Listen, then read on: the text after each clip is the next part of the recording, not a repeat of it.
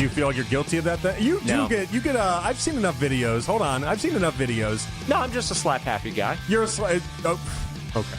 I'm not a slap happy guy. You laugh really loudly at things that shouldn't be that funny. I'll grant you that. I have a maybe that's what that is. I have a twisted sense of humor. It's the Afternoon Drive with Nick Wilson and Jonathan Peterlin on Cleveland's Sports Radio, 92.3 The Fan. And welcome on in. It is Afternoon Drive. Jonathan Peterlin, Jake Volnick in with myself today. We have Jax Gregory on the board. Yes. Mac Robinson here in the studio. We have Meredith Kane doing the updates. We're at the Rally House downtown. Jake, how you doing today? I'm doing good. We're in a beautiful spot. I'm excited for today. The sad part is this will probably be half of my get out of the house time for the week, but I'm enjoying it. They probably put me in the most dangerous place possible because I might get up in one of these breaks, and I don't know that I'm not going to the register at some point, but that's all right. Oh, really? Are you a big shopper that way? I'm not like a big I want to go out and shop person, but if you stick me in a store, especially filled with a bunch of sports gear, but if especially you're from the South, stuck in basically the best store ever, where it's got all the different things you'd want from a sports capacity, then you just spend like a drunken sailor. Yeah, I might get into a spot where I kind of have to peruse.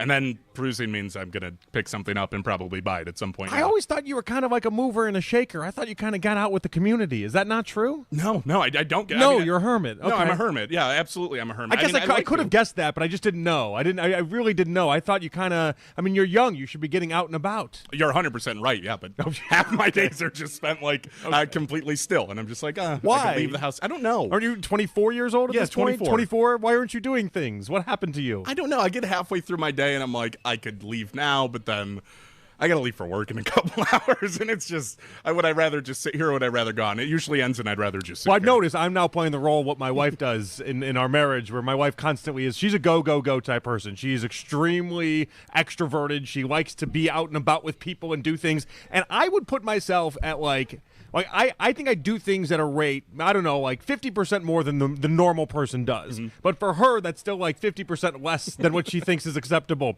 And so it's constantly hey, let's do this, do that. And I'm like, I don't think you understand. I'm doing things. We've been doing things here. That'll be my girlfriend 100%, by the way. It is always let's go do something. And I'm So, like, okay, that's good. Sure.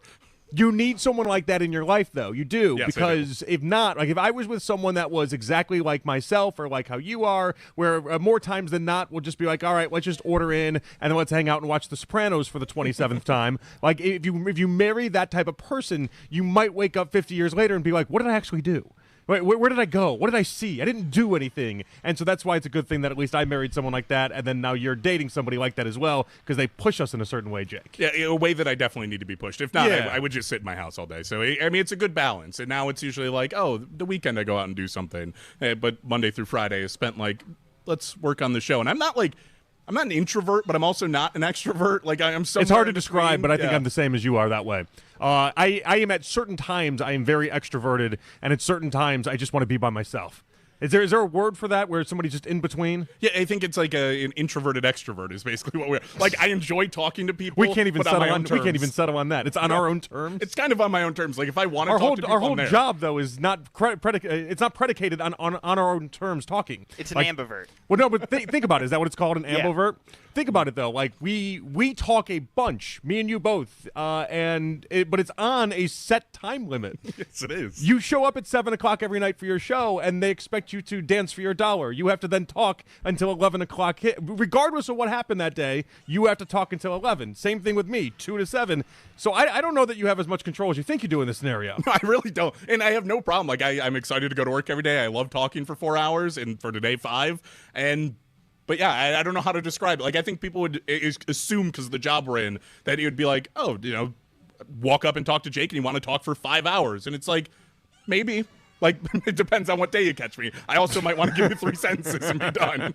Okay. I picked up on that with you. I got that part down. But anyway, we're at the Rally House in the Gateway District, Huron Road. Come on by. Check us out. We'll be here all day long. They have all sorts of great things happening today. 4 $100 Rally House gift cards will be given to 4 lucky customers. The first 100 customers through the doors are going to receive a Rally House opening day scratcher ticket. You receive up to 40% off your next baseball purchase. So we got a lot of things happening today, and obviously a big guest lineup for you guys all throughout the day as well. What I want to start with here, though, Jake, is the idea that past couple of days we've kind of thrown out this concept of whether or not Ty Simpson is a reality for the Browns at 6 overall. And we keep going down this road, and we keep talking about different quarterbacks, and we keep wondering whether or not all this attention paid to Deshaun Watson and Shedeur Sanders is just a big ruse, is just a big con, is just something to get us to buy into the idea that ultimately they're going to swerve and then present us with Ty Simpson.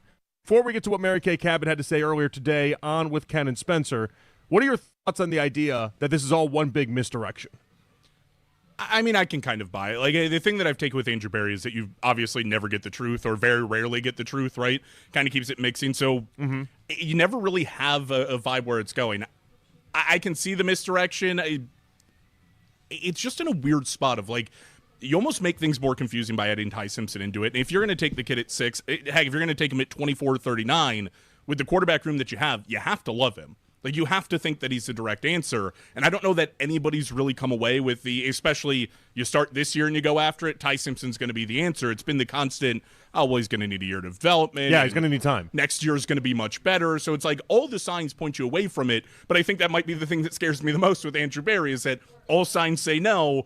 And that's about when Andrew Berry jumps in and goes, that's exactly what we're doing. I know, but logically it makes no sense. No. For reasons you just described, logically it makes zero sense for Andrew Berry on the timeline that we're working on and what the Browns currently can present to be like, all right, let's take the guy at 6 overall that's going to need a couple years before we can even get to see anything. Like, ideal scenario for Ty Simpson. We brought up the Rams before. We brought up the Steelers before. I go back to the idea of what the Packers have been doing for now 3 different times. And really, it's starting with Aaron Rodgers sitting for 3 years, and then it's Jordan Love sitting for 3 years. Like, that concept is what I think Ty Simpson needs. He's not a day one quarterback. If you take him 6 overall, you might have day one expectations. That's not a day one quarterback, Jake. So I don't know why in a timeline scenario how it fits in for the Browns at 6 overall. It just baffles me. No, it's completely confusing. Even like when we talk about the Rodgers and Jordan Love thing, it's like, sure, they took both of those guys in the first round, later in the first round, let them sit and develop for 3 years. But think about the guys they were sitting behind, right? Like, it takes a great quarterback to do it. It was Brett Favre, and then it was Aaron himself that you're sitting behind. Like, yeah, it's not sitting behind Shedeur Sanders and then a hungry fan base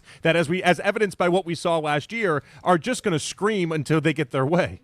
It's not good. You're not going to solve that out because the way is going to be if you draft Ty Simpson. And an impatient owner on top of it, and Jimmy Haslam, that ultimately gets impatient with just about everything in life. Yeah, it's going to be fans and everybody else being impatient saying, hey, we just used a first-round pick. Why don't we see the kid? You're not going to get the opportunity to sit for 3 years. The only reason that first-round quarterbacks got to do that is because Green Bay fans were satisfied with the product they were already getting. There was no need to rush that guy onto the field. You were getting results, and you had Aaron Rodgers, who was still great, and winning MVPs. It's like you didn't have to rush a guy out there.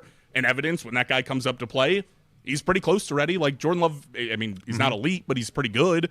Aaron Rodgers obviously took over and was elite pretty quickly. So it's like you have the method. The Browns don't have it. It doesn't make any sense where they're at. You are going to create more questions than answers in a year where you need answers. All right, so that brings us to Mary Kay Cabot. She was on with the morning show today. She's on with Ken and Spencer, and she's a friend. We like Mary Kay a great deal. I'm just trying to figure out how she got here. This is Mary Kay. I've watched film now, and I've thought through it, and I think I would actually take a chance on Ty Simpson at number 6. I think I would do that because I've seen enough over the years where if you're not 100% sure about a player at another position, then why not take a chance on a quarterback? I said that in 22 about Malik Willis. Take a chance on Malik Willis and see what you can develop him into. That's how I feel about the quarterbacks in round 1 because they don't cost all that much money. And if you happen to hit on one, then you can have a quarterback on a rookie contract that might turn into something for you. So I like to take that swing at the plate at a quarterback in the first round if it's there. So I understand a lot of what she's saying. I just disagree with it being this quarterback. Like, maybe I could meet Mary Kay somewhere in the middle.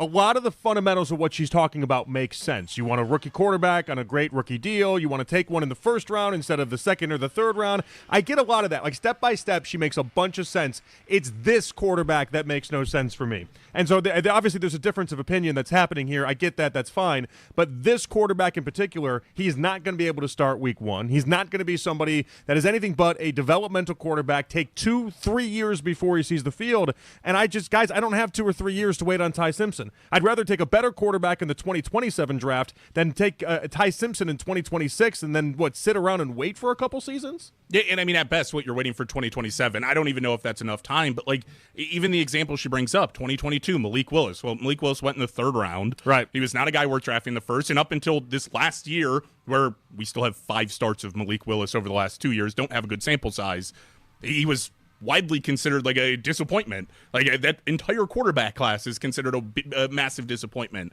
Like, if you take me back, and this is it didn't work for Tennessee. No, it's not. We can't count that as a success story. No. It might be for Malik Willis's bank account a success story, definitely, and for where he's at now with his family and everything. But for as far as the Titans are concerned, that's about as successful as Will Levis was. Yeah, if this is a class where even you're looking at guys like Michael Penix or J.J. McCarthy, where it's like, yeah, they might be the 4th, 5th, 6th best quarterback off the board, but you're in a loaded quarterback class, and those guys might just be getting overlooked because of guys like Caleb Williams and guys like Jaden Daniels. Okay, maybe I can buy into that line of thinking, but the class that you have, Ty Simpson in general, are not quarterbacks that are, hey, like, this guy's just getting overlooked. No, he's being, if anything, probably pushed up the board for where we can, like, we go back in a lot of draft classes. I don't think Ty Simpson's a number 6 overall pick conversation. Like, he is in the Tyler Shuck range. He's where a lot of people probably thought the Bo Nix range was going to be, even though Bo Nix got but is that why people are having some second-guess moments here? Because you did look at what happened with not only Tyler Shuck last year, but also Jackson Dart, and are they thinking to themselves, maybe these quarterbacks at 24, or maybe these quarterbacks that are projected to be late 1st round or 2nd round, maybe they're better than what we've ever given them credit for? I mean, there's a chance of that. I don't buy it, by the way. No. I'm just trying to find an avenue here. I mean, we had Kalen DeBoer was on the morning show, and it's not like he trashed Ty Simpson, but I didn't get the greatest feeling coming away from it that he was all that confident he'd walk into the NFL and become a star either. Yeah, and there's a lot of weird things that happen at Alabama, and I don't know. I don't even know that he'd be in the right position to even be the most vocal supporter. But 216-474 to below 92. Let me ask you guys, where are the Ty Simpson supporters at? Mary Kay is not in a silo. She's not by herself. She's not just hanging out, being the only person to say, I'd take Ty Simpson at number 6. I'm not saying it, though. Jake's definitely not saying it. And I want to know where you guys are. Is this a legitimate conversation that we should be having more of, the idea that at 6 overall, instead of taking a wide receiver, instead of taking an offensive lineman, we need to have our sights on quarterback? For me, it's the quarterback that's the problem. It's not the quarterback position that I'm necessarily down about. If it was a great quarterback or someone that I perceive to be better than someone that's really short and doesn't have a lot of college football starts, I'd probably be more on board with the plan. Fundamentally, it makes sense. It's just the Ty Simpson part that loses me. Yeah, I mean, if this is a 2027 class and you had Lenora Sellers and a bunch of, you had 8 guys you consider first-rounders, I'm in. But you're shoving up for somebody who, quite frankly, there's questions whether or not he's the 2nd-best quarterback in this class by the time it's said and done. There's other guys who could challenge him for that position. No doubt about it. 216-474 to below 92. We'll continue with this. Also, how would Ty Simpson at number 6 impact the Browns' quarterback room?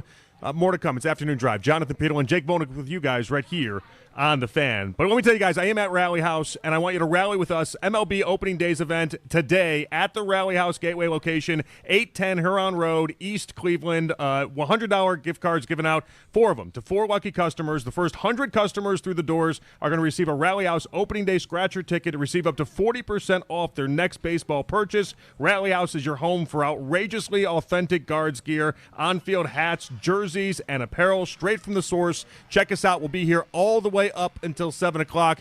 Take a chance with the scratchers. Take a chance in getting some massive discounts here at Rally House. Hey, everybody.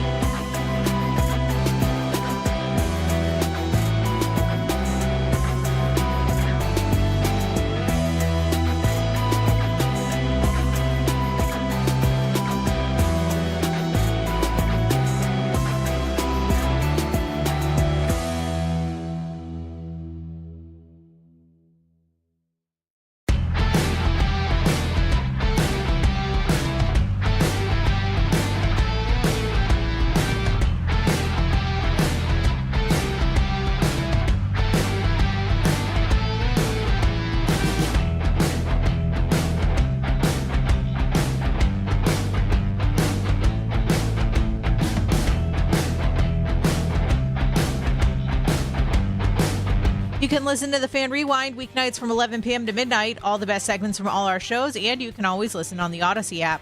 Headline sports news every 20 minutes on 92.3 The Fan. From the University Hospital Sports Desk, I'm Meredith Kane. This is the only place to trust for Cavs talk anytime you want. Cleveland's Sports Radio, 92.3 The Fan. Mendoza is far and away the guy. It's not a strong class at quarterback, but, and I know you guys already know this, you got to keep an eye on Ty Simpson and you got to keep an eye on Ty Simpson in Cleveland, and he's going to continue to gain steam as we get closer to the draft because people are starting to pick up on what I just picked up on in Indianapolis during the Combine. The Browns are in love with him, I think. I believe that they are fascinated by him. Obviously, the relationship with Todd Monken plays a part in that. I'm worried that they take him at 24, but I'm also probably for their case more worried that another team catches on and takes him before that. So don't be surprised if he ends up sneaking into the first round, even if I don't necessarily think he's quite a first-round talent. That was Nick Shook on with Baskin and Phelps today. It is Afternoon Drive. Jonathan Peterlin and Jake Volnick at the Rally House downtown. And listen, he's like, oh, I'm worried. I'm worried that another team would jump up and take him, so you have to take him at 6. I'm not worried, Nick. I'm really not. I mean, Nick Shook. I understand who I'm. Yes. I'm I got today. that. Don't worry. Took a quick second, We but I got it. We didn't have a brain fart there and be like, just responding to Nick all day. No, but yes, I'm very aware that another team could go up and take him. I'm not worried about that because I have no interest in Ty Simpson. This feels like I don't want to go crazy with this.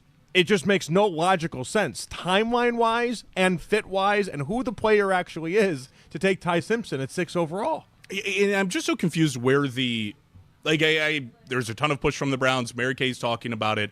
I mean, I haven't taken one caller on the night show. I don't know about you guys. I have nobody interested in Ty Simpson across the board.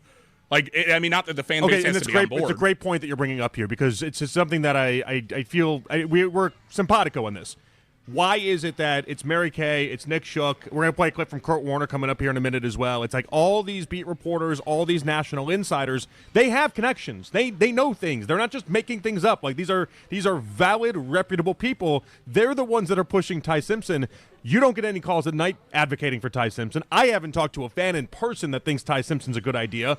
Where's the disconnect? Like, what's happening here that there's such a disconnect between what the fans are saying and what the media is currently saying? Well, I think that's where we talk about the misdirection, right? Is that the Browns are pumping this out to reporters, telling people, hey, we really like Ty Simpson.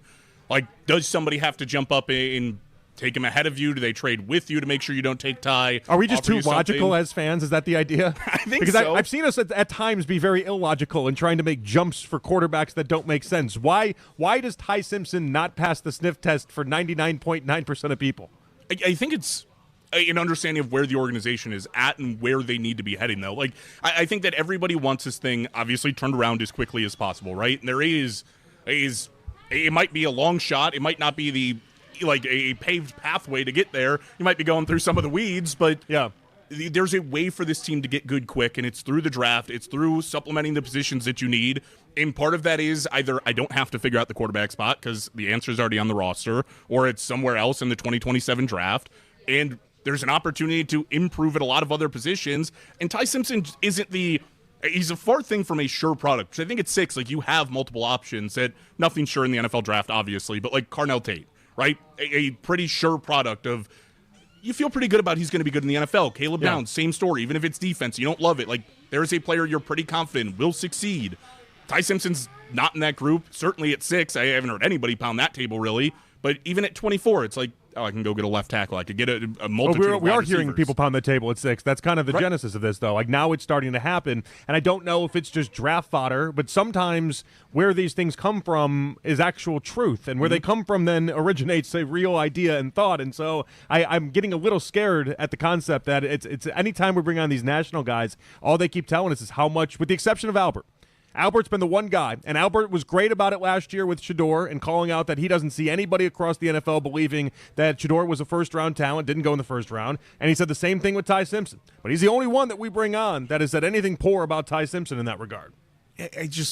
I can't really draw the connections to it where people, because it's one thing when it's the national, like when it's Dan Orlovsky, I can be like, okay, well, that's a national conversation. They want to talk quarterback. Everybody wants to talk quarterback. Ty Simpson is the logical guy to push up the board and drum something up about, because if not, it's Fernando Mendoza at 1 and there is no quarterback conversation.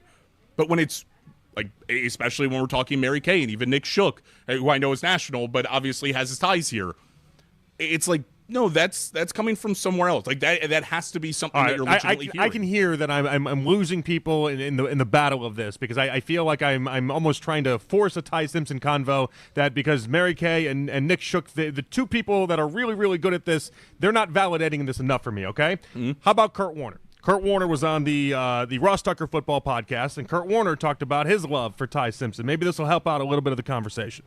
I think Ty Simpson is the most intriguing guy in this class. So you got Mendoza at the top, put Ty Simpson at number 2. And then, I mean, there's a whole bunch of guys from there, Carson Beck, and I'll put Garrett Nussmeier in that mix, and you could go down the ranks. And I mean, me, I've got a son that's playing, it's in this class. And so, I'm always trying to scrutinize him against other guys. But I think the rest of this class are more conventional quarterbacks.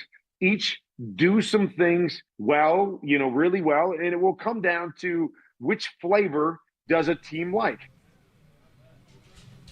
Did he just try to put his son into the own discussion? Is that what he was doing there? There was a little bit of a push for that.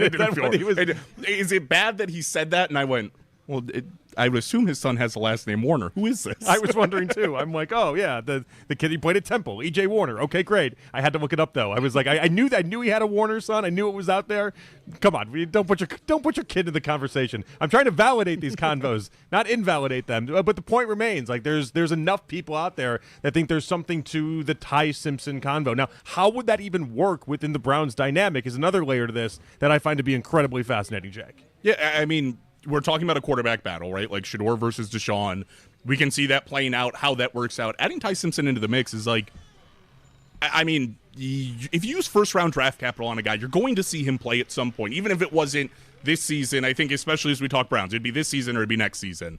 That guy is getting on it, and he's going to start. Well, especially how Mary Kay was trying to lay it out. I don't want to put words in her mouth, but my interpretation of that was you would play him right away, and then if he busts out after one season, then you're just right there for the 2027 draft. It's kind of how we're looking at this thing with Shedeur. And it really, you just don't see it in NFL history. Josh Rosen is like the one example everybody goes to, where you have a top 10 pick, you get one season, and then just move on. And I don't hate the logic behind it. I really don't. I think other people get upset by that. I don't hate that logic. If it was anybody but Ty Simpson, a quarterback that everyone just says needs time, that you can't do this with.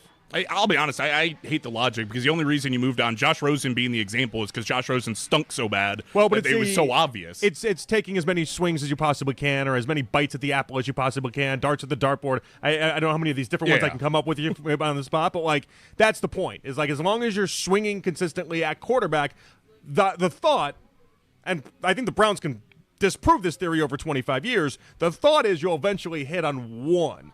And so you just want to keep taking swings, legitimate swings. But I think Shedeur Sanders is still a legitimate swing. And so if I didn't think Shedeur was a legitimate swing, maybe I'd feel differently about this convo, even though I know Ty Simpson year one isn't going to work and isn't going to be it. Maybe I'd feel differently, but I think your swing is right here. I think he's sitting right there and wearing number 2. Yeah, I mean, part of the conversation comes down to where do you feel like Ty Simpson matches up with Shedeur? And we've had several people, national, I think even on the station, who have made that comparison. Like, oh, they're in the same ballpark, right? Do you know my comments on it? What is that? It's Shedeur and a bullet, not even close. And again, I like Shedeur, obviously, but like put aside my fandom for Shedeur for a second. Just the idea that a quarterback in college in Ty Simpson, that it took 5 years for him to get on the field, and then when he got on the field, for 7 of those games he looked good, and the other games he was injured. I haven't seen enough from Ty Simpson to suggest he's anywhere close to Shedeur Sanders as far as skill right now. Like, maybe it gets there. There's some traits there. Maybe it gets there. But based off of what we saw from Shedeur last year versus Ty Simpson right now, to me, if that was supposed to be a quarterback competition, Shedeur's winning that handedly. Even if you thought they were similar prospects, I mean, we watched last year go through his struggles. I mean, even going back to the preseason, didn't look great. He had his struggles in regular season games. Like, if you get that out of Ty Simpson, you're drafting a quarterback in 2027 or having to recommit to the idea that Ty Simpson is the answer. Like, it almost completely takes Shedeur out of the conversation, and I agree with you. I also think he's the better quarterback, but use first-round draft capital. Like, you're not going to put the guy that you invested fifth-round draft capital ahead of him, watch Shedeur play well, and go, oh, I guess we'll just never watch Ty Simpson play football. Like, we'll just throw away that first-round pick, and it was useless. That's why so much of it is confusing to me, is because I do get the vibe that the Browns want to see Shedeur, But then if you're taking Ty, you're just throwing that to the wayside, and I'm assuming I struggle to think you're keeping Shedeur as a backup after what he showed last year. You're probably trying to get any value you can out of him. I mean, if you take Ty Simpson at 6, that's your quarterback. Yeah. And frankly, I'd rather have a shot at 2027. I'd rather do a different draft and then this year see what Shedeur has. Hell, I'll even take it a step further. I guess in this context of things, I'm more interested in watching even Deshaun Watson if it doesn't work out with Shedeur than I am Ty Simpson being thrown out there. What is Ty Simpson going to do for you if after 7 or 8 games, Shedeur Sanders just can't do it? Absolutely nothing. No, it leaves you in the awkward position to it. I understand you just take another swing next year, but again, we don't see teams move off of guys. Like, you are almost committing to Ty for 2 years unless he stinks. Because think about this scenario where he just plays fine, right? Like, he has an okay year, but you see some of the traits where maybe it's going to develop. You're not drafting a quarterback in 2027 with that idea after you just use the 6th overall pick on a guy. If you see traits you think he's going to develop, and in the process, then you got rid of your 6th overall pick. You just punted on the idea of Carnell Tate or whoever else that could be in favor of a quarterback that, again, I want you to take swings, but I want you to take swings that make sense. 216-474 to below 92. On Twitter, by the way, you can find us, and Twitter Reactions brought to you by our friends over there at Shop & Jewelers, Cleveland's premier jewelry store. How would Ty Simpson at 6 impact the Browns quarterback room?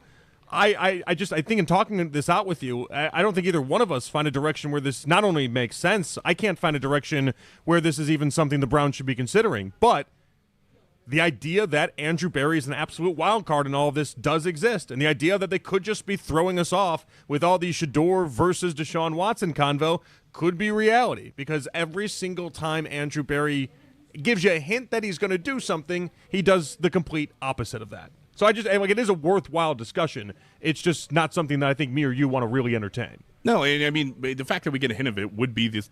It's just a hard pivot, right? Like, we've seen Andrew Berry create smoke. We saw it last year with Travis Hunter, knowing that deal was already done. But, he's traded smoke around other players, said really nice things. The Browns are interested, and then they go nowhere near that player in the draft and completely pivot away from it. So, I'm almost banking on that being the conversation and being what happens in this entire thing. Because even there's the Caden Proctor smoke that's out there this weekend too. Yeah. I struggle to see where that works. It's guys that I can see the Browns liking. Like, Caden Proctor meshes with all the physical attributes and everything else, but it's it feels like too much of a project for you at 6 or 24. It feels like the type of guy you draft later. By the way, I checked the big board, Todd McShay's big board. E.J. Warner not on it. Just so you know, the top 100. I don't know. Maybe he's somewhere else. Maybe he's in round 5 or 6 or 7, and I just don't know about it. Maybe there's a lot of E.J. Warner tape I need to be grinding, and I'm just not aware of. I don't know. I'll be honest. I've done a couple of mock drafts this year, 7-round mock drafts. I've not seen E.J. Warner's name one time. Why are you doing 7-round mock drafts? Listen, it's just here and there. I get bored with it. I just want to see some of the names lower down the list. You don't know the players from rounds 5 to 7 unless you know specific, maybe Ohio State players or something like that. But you definitely know those. At that point, you're just throwing. What are you doing at that point? See, this is where the fun of it is. I get to round 5 and I go, I don't know any of these guys, and then I go and I look at them and I figure out who they are. So I get a little bit more invested in day 3 of the draft. So I'm not sitting there going, they drafted who? Now let's do a quick look up. Which, by the way, we'll probably have a show after. Instead of they drafted who, you're in round 5. You're oh yeah, I took him 2 months ago in a mock draft. I know exactly who that running back out of Arkansas is. I've at least watched 5 plays. I've watched the highlight tape of him. I can at least talk a very ounce of what he is. Maybe. I mean, there's a good chance. E.J. Warner's name not there though. Not in the slightest.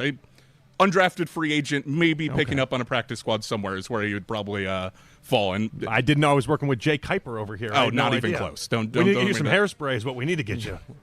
I don't think I have the hair from Mel Kiper. I don't think I can pull off any of that. You've got nice hair. I have fine hair. I don't know that I can pull. He's got the Jersey Shore bump going in the front. I don't know how he does it. You don't have the receding hairline that I have, and that's a good thing for you. I'll probably get there at some point. Last time I was filling in with Nick, he told me that I looked like I was going to go bald within the next 5 years. So. Yeah, maybe. Although people told me that since I was so at 21, I started to have a receding hairline. It looked like LeBron. At 21, it was not. And this hasn't changed really. In 15 years, this is still the same type of hair. And my dad growing up always told me, he's yeah, by 31, 32, you're just not going to have hair up there. You're going to have to figure that part of life out. My older brother, my little brother, and myself, and they don't even have the receding hairline I have. We're all good. We're all good as far as the bald spot on the top. That's what you really got to worry about. I made the declaration that if I start to lose my hair in a way that doesn't look good, it's just all coming off. I'm going completely bald. You're going to do the Coach Riz? Yeah. No, it just goes completely flat. Or Keith Britton? Yeah. They say that you typically follow after mom's dad is hair pattern in the way that it follows. And My grandpa's got like only on the outside, nothing on the top, and he pulls it off. I don't know how he looks like Albert Einstein in a lot of ways, like that kind of hairstyle pull off. I don't think I have that in me though. Einstein? We don't bring up Einstein in this show. I wasn't aware. It draws too much of an incest conversation that then we spend 5 minutes going down that I don't even think you need to be a part of it. I don't really want to be a part of it. All right, it is Afternoon Drive. We're at the Rally House downtown. Come check us out. We'll be here until 7. Quick Hits comes your way next. It's Jonathan Peterlin, Jake Volnick with you guys right here on The Fan.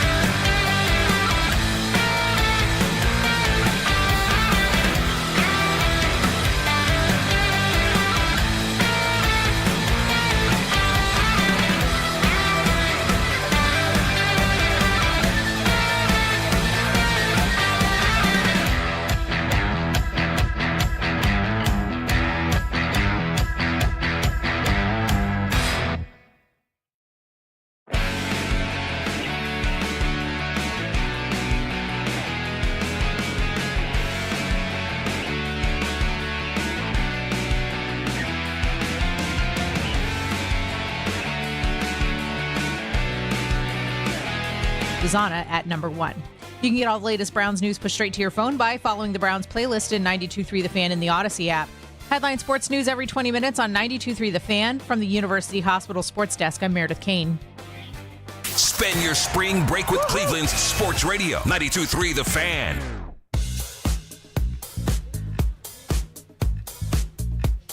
All right, back at it here on The Fan. It is Afternoon Drive. Jonathan Peterlin, Jake Volnick with you guys. Nick Friedel, our Odyssey NBA insider, going to join us in about 20 minutes or so for the latest in the Cavs. Also check in with a couple around the NBA stories. But now it's time to get to Quick Hits. From the latest news and rumors around the sports world Angel! to the sound bites you need to hear. Hurry! It's Quick Hits.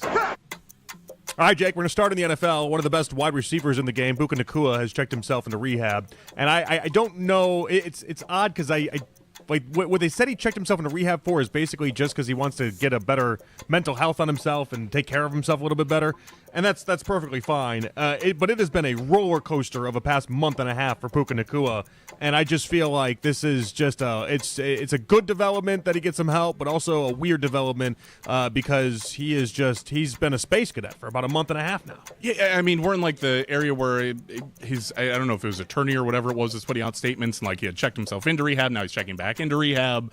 And it's like, I just don't know what's happening. Like, what is it? We have no information other than he's trying to get himself better. And they're not saying like they're not saying like drugs or booze or anything like that. And they're being very vague about the whole ordeal, which makes me raise my alarms as well. I mean, I really ultimately don't care what it's for. That's not really the point. The main point is that every time I turned around for a month and a half, Puka Nacua was making an ass out of himself. Like every time he turned around, he was like, "What's going on with what I believe to be is the second best wide receiver in the sport?"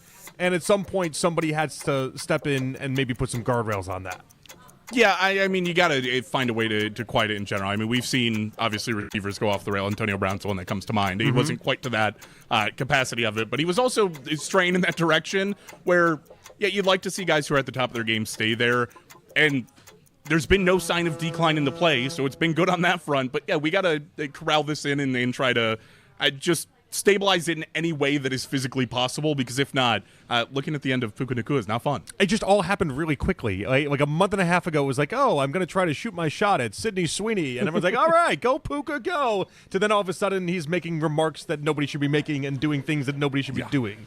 It's weird. Yeah, really weird development to go from Sidney Sweeney to everything that's happened over the last month. You really, that's life. That's life, Jake. I mean, that is the roller coaster we call life. As far as I know it, that's life. That might be the best drop in a roller coaster I know. All right, let's go. JP has some airbags on it. Yesterday was a April Fool's, which I am strongly against. Okay. In most regards. Why? I get it.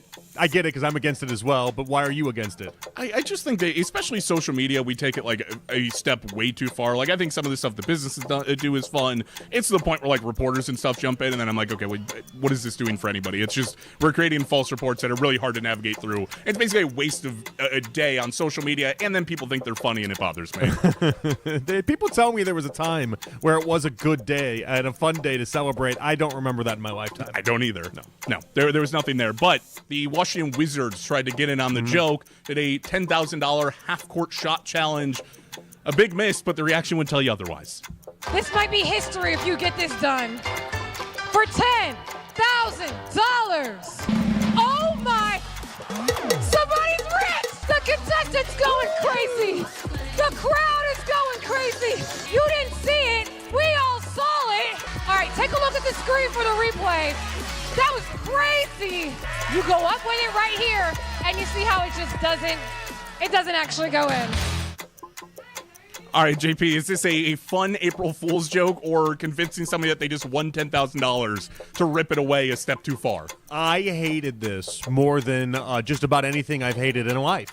This was an absolute... They need to give this fan the $10,000. You don't play with people's emotions. I don't know the socioeconomic standpoint of this fan. I have no idea. They might be Richie Rich as far as I'm concerned. I have zero clue. But let's pretend that this person wasn't a millionaire, okay? Like most NBA fans that go to these games aren't. That person in that moment is like, oh my God, I just made this shot that's worth $10,000. I'm going to be able to buy this, this, and this is awesome. And to play with people's emotions that way, not great. Bad look by the Wizards. Not funny. They need to just pay the $10,000. Yeah, I don't know very many people that wouldn't benefit from $10,000 extra in their life. I think just about everybody would be happy with that. It was to the point where the Wizards had to put out like an apology statement as publicly today.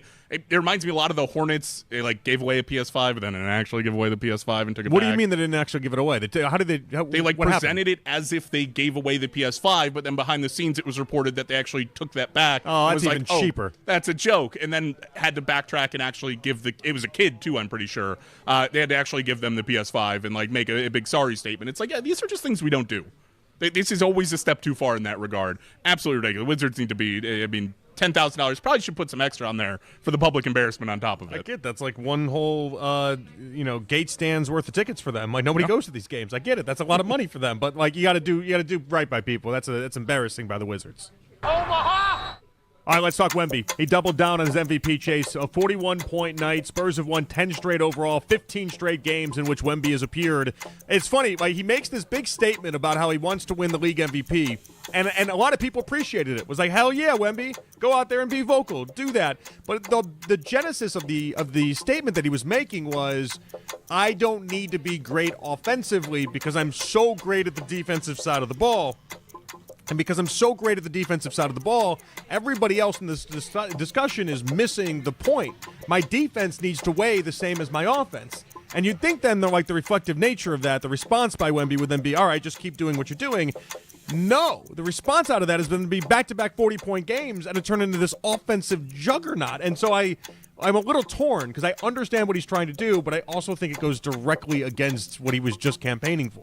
Yeah, but does the defense take a slack off during that point in time? Does it get significantly worse defensively? Because if the problem is that I feel like Wemby's the type of player that can do basically anything on the court when he wants to do it, right? Yeah. Like he has the luxury. Sure. Where he's kind of proving a point right now. It's like, look, my defense is still top of the line. I'm still he's going to be Defensive Player of the Year this year. Probably and for the next 10 years, he'll be Defensive Player of the Year. Probably. And I can still go out and drop 40 whenever I want to. Like, all these other guys, you're putting them in MVP conversations because they're typically dropping 30, 40. Watch me go drop 40 and do defense. Like, there shouldn't be an argument. But is two games enough for him to have proven that to everybody, though? I think that's the other side of this, is like, he is making it seem like it's a light switch and he can just turn it on and then all of a sudden score 40. Well, if that was the case, then if I was them, I'd get into his head like, hey, if this is what you have to do in order to make your MVP case, do this all the damn time. Like, don't make this hard on people then. If you can average 28 a game, which I think he's 28 and 13 over this little stretch that he's on right now, well, do that. You don't have to campaign then if you're averaging 28 and 13 mixed with the defense that you play. It's hard to argue against a guy dropping 40 any night and it being a bad thing for your team, but I also think there's a realization of, like, I need to play team basketball and we need to win. Do we give Wemby too much of a pass? Not the Peterlin pass, Jax. Not what I'm talking about here, but maybe just a little bit. Like, I've never seen a guy. The Peterlin pass. Thank you very much. I've never seen a guy enter the league and this quickly everybody just be like, he's awesome. I love everything he does. I love that he campaigns for the MVP. I love that he does this. I love that he does that. Like it's kind of astounding. In other sports, we don't see it this way. Like, I saw somebody earlier today was making an example out of it, and I thought it was a good point. It was like if Matthew Stafford and Caleb Williams got in an argument, and then Caleb Williams next year in year 3, after not accomplishing anything midway through the season, was like, yeah, Stafford's not it. I beat him every time I've gone up against him, and completion percentage doesn't matter. Look at how I evade the pocket. And it's like, Wemby's come in here and has just declared himself the greatest thing ever. And has just spat in the face of so many people in the process. And our reflective nature is to be like, hell yeah. He's never won a playoff game, and we're like, oh, geez, Wemby can do no wrong. Yeah, this 7'5" Frenchman can do no wrong. I've just never seen it. Now the Spurs are like, a 2 seed going into the playoffs now? I've never seen so many NBA fans and people like myself that just instinctively think he's awesome, and that ends the conversation, and there's no other conversation to be had, and that everything he does is just reflectively, again, awesome. Like most people in the NBA, Jake, we're getting pissed about these comments that he's making. We're like, you haven't won an NBA playoff game yet. You haven't achieved what you need to achieve to put yourself up on this pedestal. And instead, the reaction has been like, well, hell yeah, Wemby. Get after it. Of course, make your case. I mean, do you have any doubt he's going to win a playoff game? and going to win a lot of playoff games in his career? Because I don't at this point. No, but he hasn't done it yet, and he's campaigning as if he's accomplished everything already. And it's just amazing. Like in other sports, we make you work for it, but for some reason, a 7'5" Frenchman is the one person that can come into our sports world, and we're just all like, yeah. Hell yeah, Wemby. And I'm guilty of it myself. I like watching Wemby a ton. It's different. It's fun. There's a lot to it.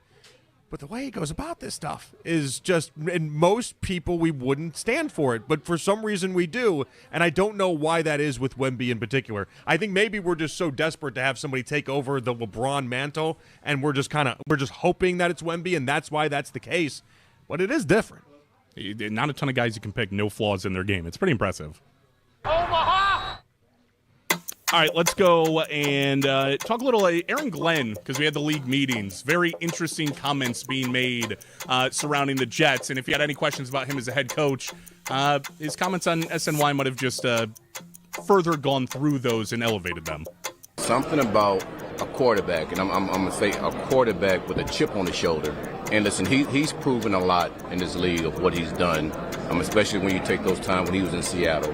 Listen, he fits exactly what we're trying to do. So obviously we've created an identity. The foundation of our offense is pretty good now. Like, I just feel like he's the guy that's going to lead us to the promised land. He's the guy that's going to touch the ball more than anybody else on offense.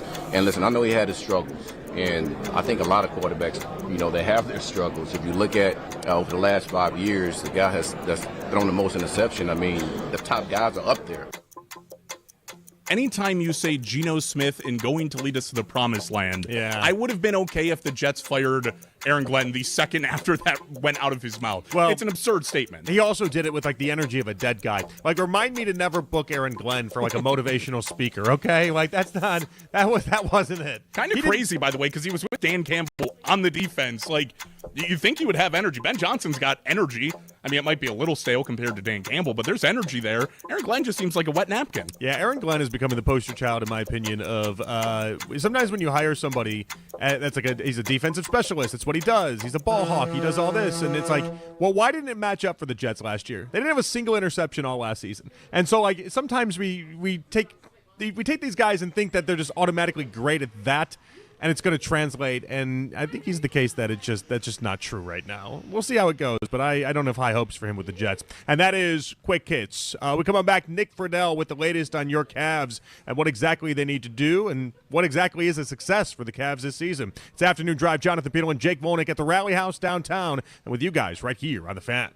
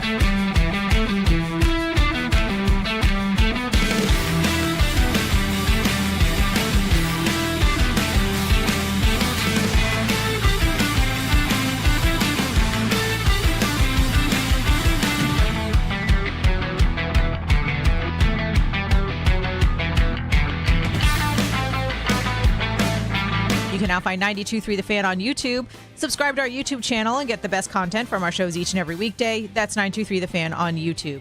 Headline sports news every 20 minutes on 92.3 The Fan. From the University Hospital Sports Desk, I'm Meredith Kane.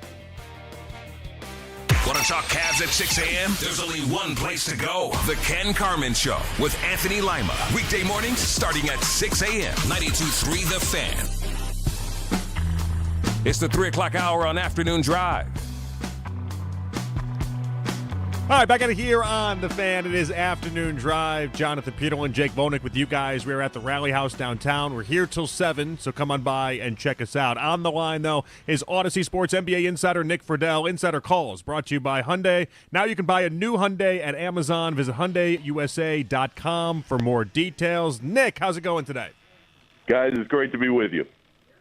Well, happy to give us a few minutes. As we're trying to figure out exactly what to do with this Cavs team, Nick, it feels like everyone we talk to wants to just tell us how they're not as good as we maybe think they are, but we're still living in a Harden honeymoon. What do you think about this Cavs team? You get out of that honeymoon as fast as you can. I want to live in the honeymoon. I know. It's an extended stay. It's great, and it's fun, and it's exciting, and you have that moment where you're like, this could work. It really might happen, and then reality sets in. And I tell you this, guys, because I have watched Harden much closer in Brooklyn, but through the years in Houston, we saw what happened in Philly. The pattern at this stage of his career just is going to repeat itself. I'd just be shocked if we saw something other than what we've seen. James Harden is an incredible player. He's going to the Hall of Fame. He's one of the best scorers we've seen. In the playoffs, when you need him night after night after night, it's just not there.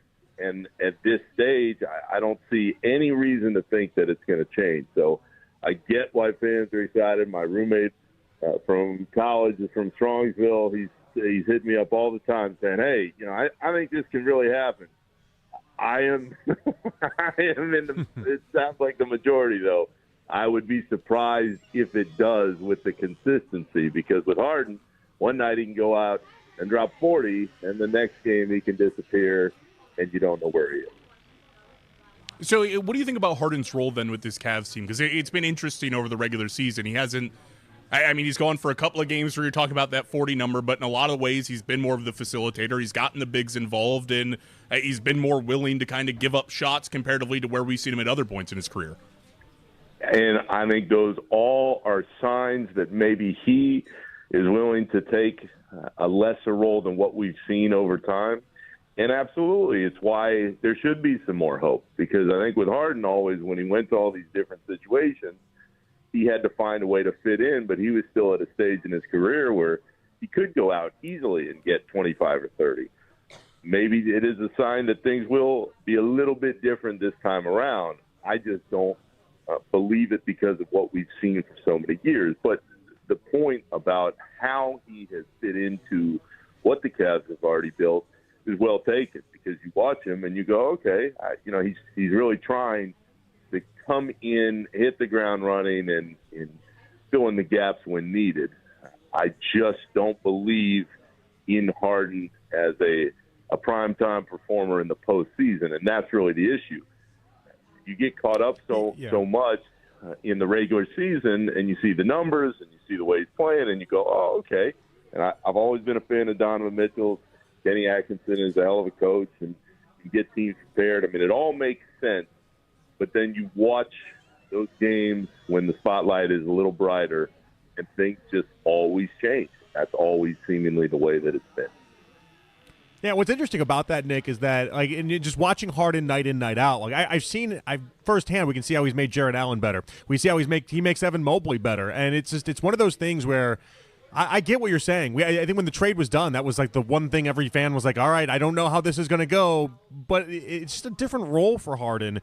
And I think him trying to elevate Mobley and then even Allen, I think is where he's won a lot of fans over. I don't know if that's there to stay, but why do you feel like that component, if he plays almost like, LeBron's taking this third role with the Lakers very seriously, if Harden does something like that, why can't that be something that in the later part of his career works? I think it could, but this is the secondary part to what we're saying, and this is why I'm still not sold on the Cavs as a whole. I like the Cavs. I just don't like the Cavs more in a series than potentially the Pistons if they get Cade back, and certainly not more than Boston with what they have. And that's really the problem with where Cleveland is at in the moment, because we've been talking about them in the playoffs for a while now. And for a variety of different reasons, it just hasn't worked. So now the issue becomes, all right, they have a solid team, and to the point about especially Allen and Mobley, we know they have talent. They're playing at a high level. Why can't it all happen now? I just don't believe that they have talent top to bottom to get all the way through the East. And that's really where the sticking point becomes, because I certainly am not sold on Harden, but I just don't think that they have exactly what they're going to need to continue winning playoff series. I mean, that with the way it's lined up right now, that Atlanta series is going to be tough, although I still think the Cavs can pull through. But in the end, no matter what you think of the fit, I just don't think they're at the top tier of that Eastern Conference. And I'll be proven otherwise if they can get on a roll and keep it that way for a couple months. Okay, Nick, so the way you look at it, obviously – Cavs go through the season. What results are defined kind of as a successful result? We talk about Eastern Conference Finals. We talk about getting to the finals, winning the finals. What is a success for this iteration of the Cavs this year where you feel good about heading into next year? Obviously, I mean, if you're hoisting a trophy, you definitely feel good.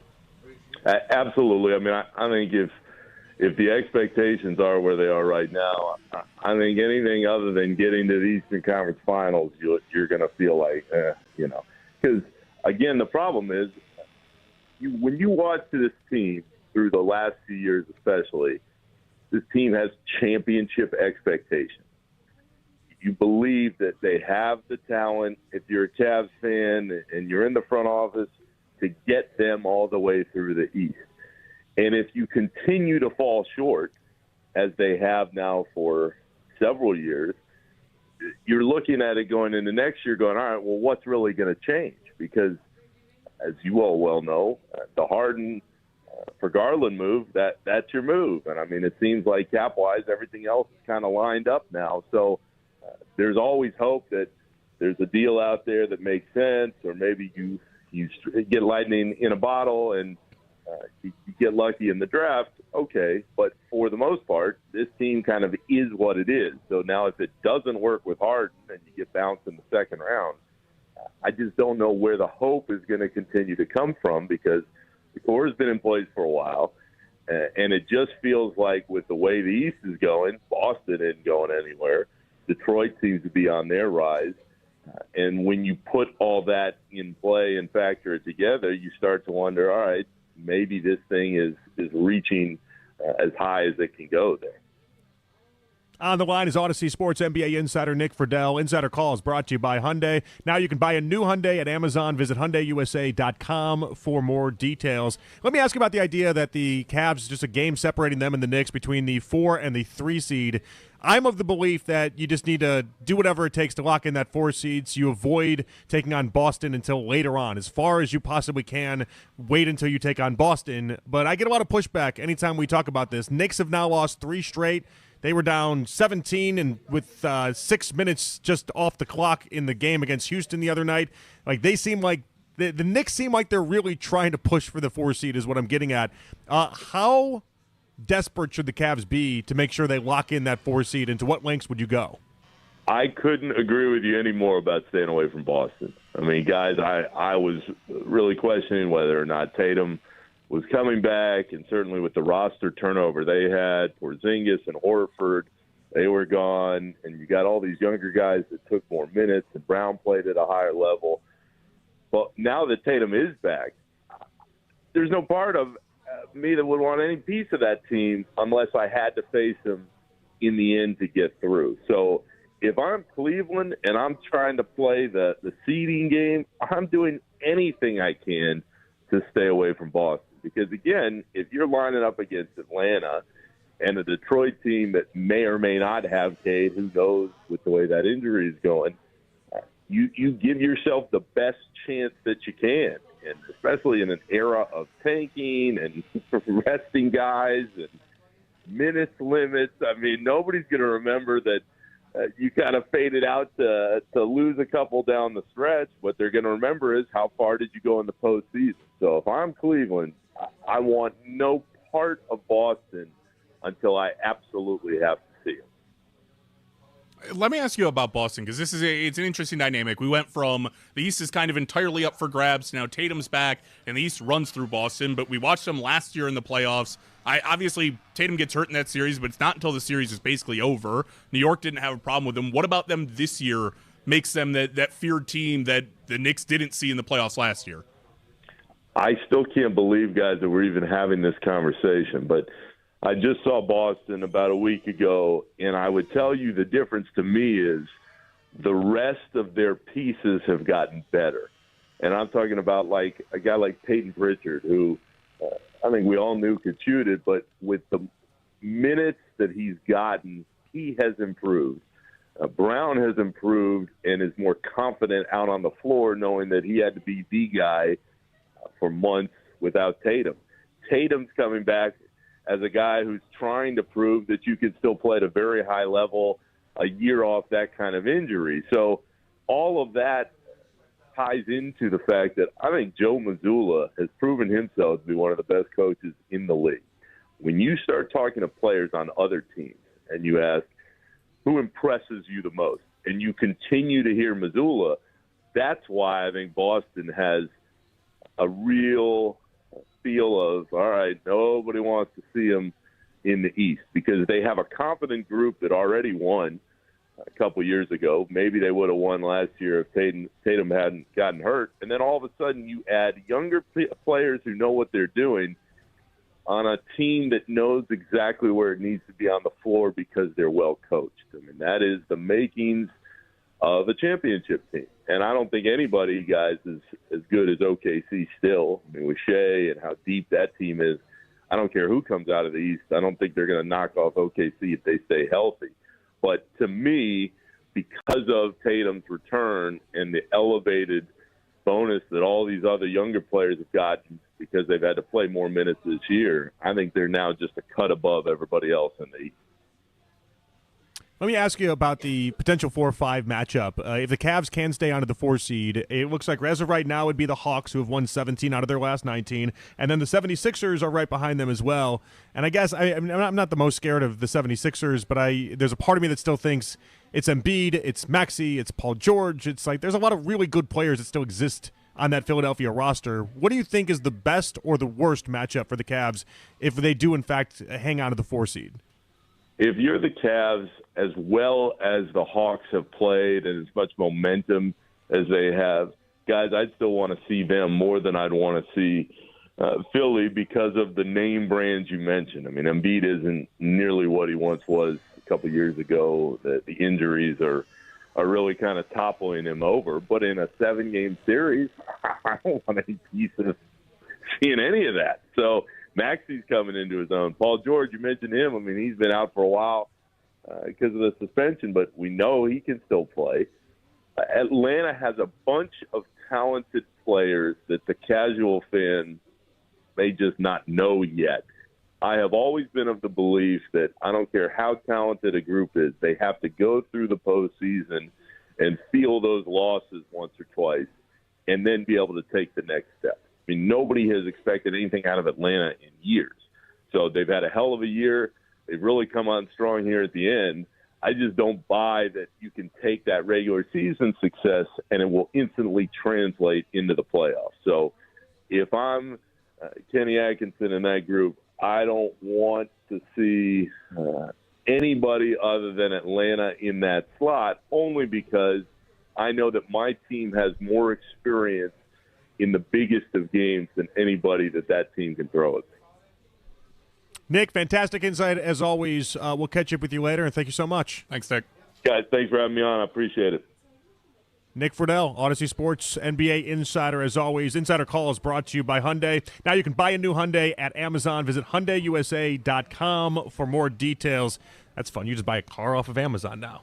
That is kind of wild. That's kind of wild. I mean, I can't even really wrap my head around that. I knew we were heading towards that. You know, we've seen a lot of different advances in that department, but imagine like you just, I guess this is what you do. HyundaiUSA.com. You just kind of put it into your cart, and then there it goes, and then it shows up just like when I ordered a bunch of garbage bags to come from Amazon the other day. That's just kind of a weird concept, but I love that that's a development that we have. Yeah, the only thing I think about that is like your like exotic cars, like they have to be shipped overseas. Type of it just shows up. Yeah, I mean it's wild that I can't even imagine buying a car off the internet and just being like, that's my car, it's here now. We got that. We got the capabilities now. All right, 216-474-0092. Are we in denial about the Cavs? The way that Nick is describing it, I do have to ask that question. I want to find out from you guys because I might be living in denial land. I just don't think that I am.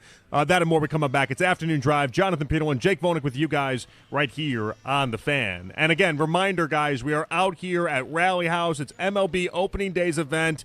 Today, the Gateway location, 810 Huron Road East. That's right downtown. 4 $100 Rally House gift cards will be given to 4 lucky customers. The first 100 customers through the doors are going to receive a Rally House opening day scratcher ticket. You receive up to 40% off your next baseball purchase. Level up your fandom at one of the local stores, but obviously make it out today. We're here until 7 o'clock. You can come by. I've never seen a better Guardians collection than what we have in this downtown location. We've been to a couple Rally Houses. They're obviously magnificent everywhere. They have things you won't find anywhere at this Rally House. Come on down to see us. We'll be here until 7 right here on The Fan.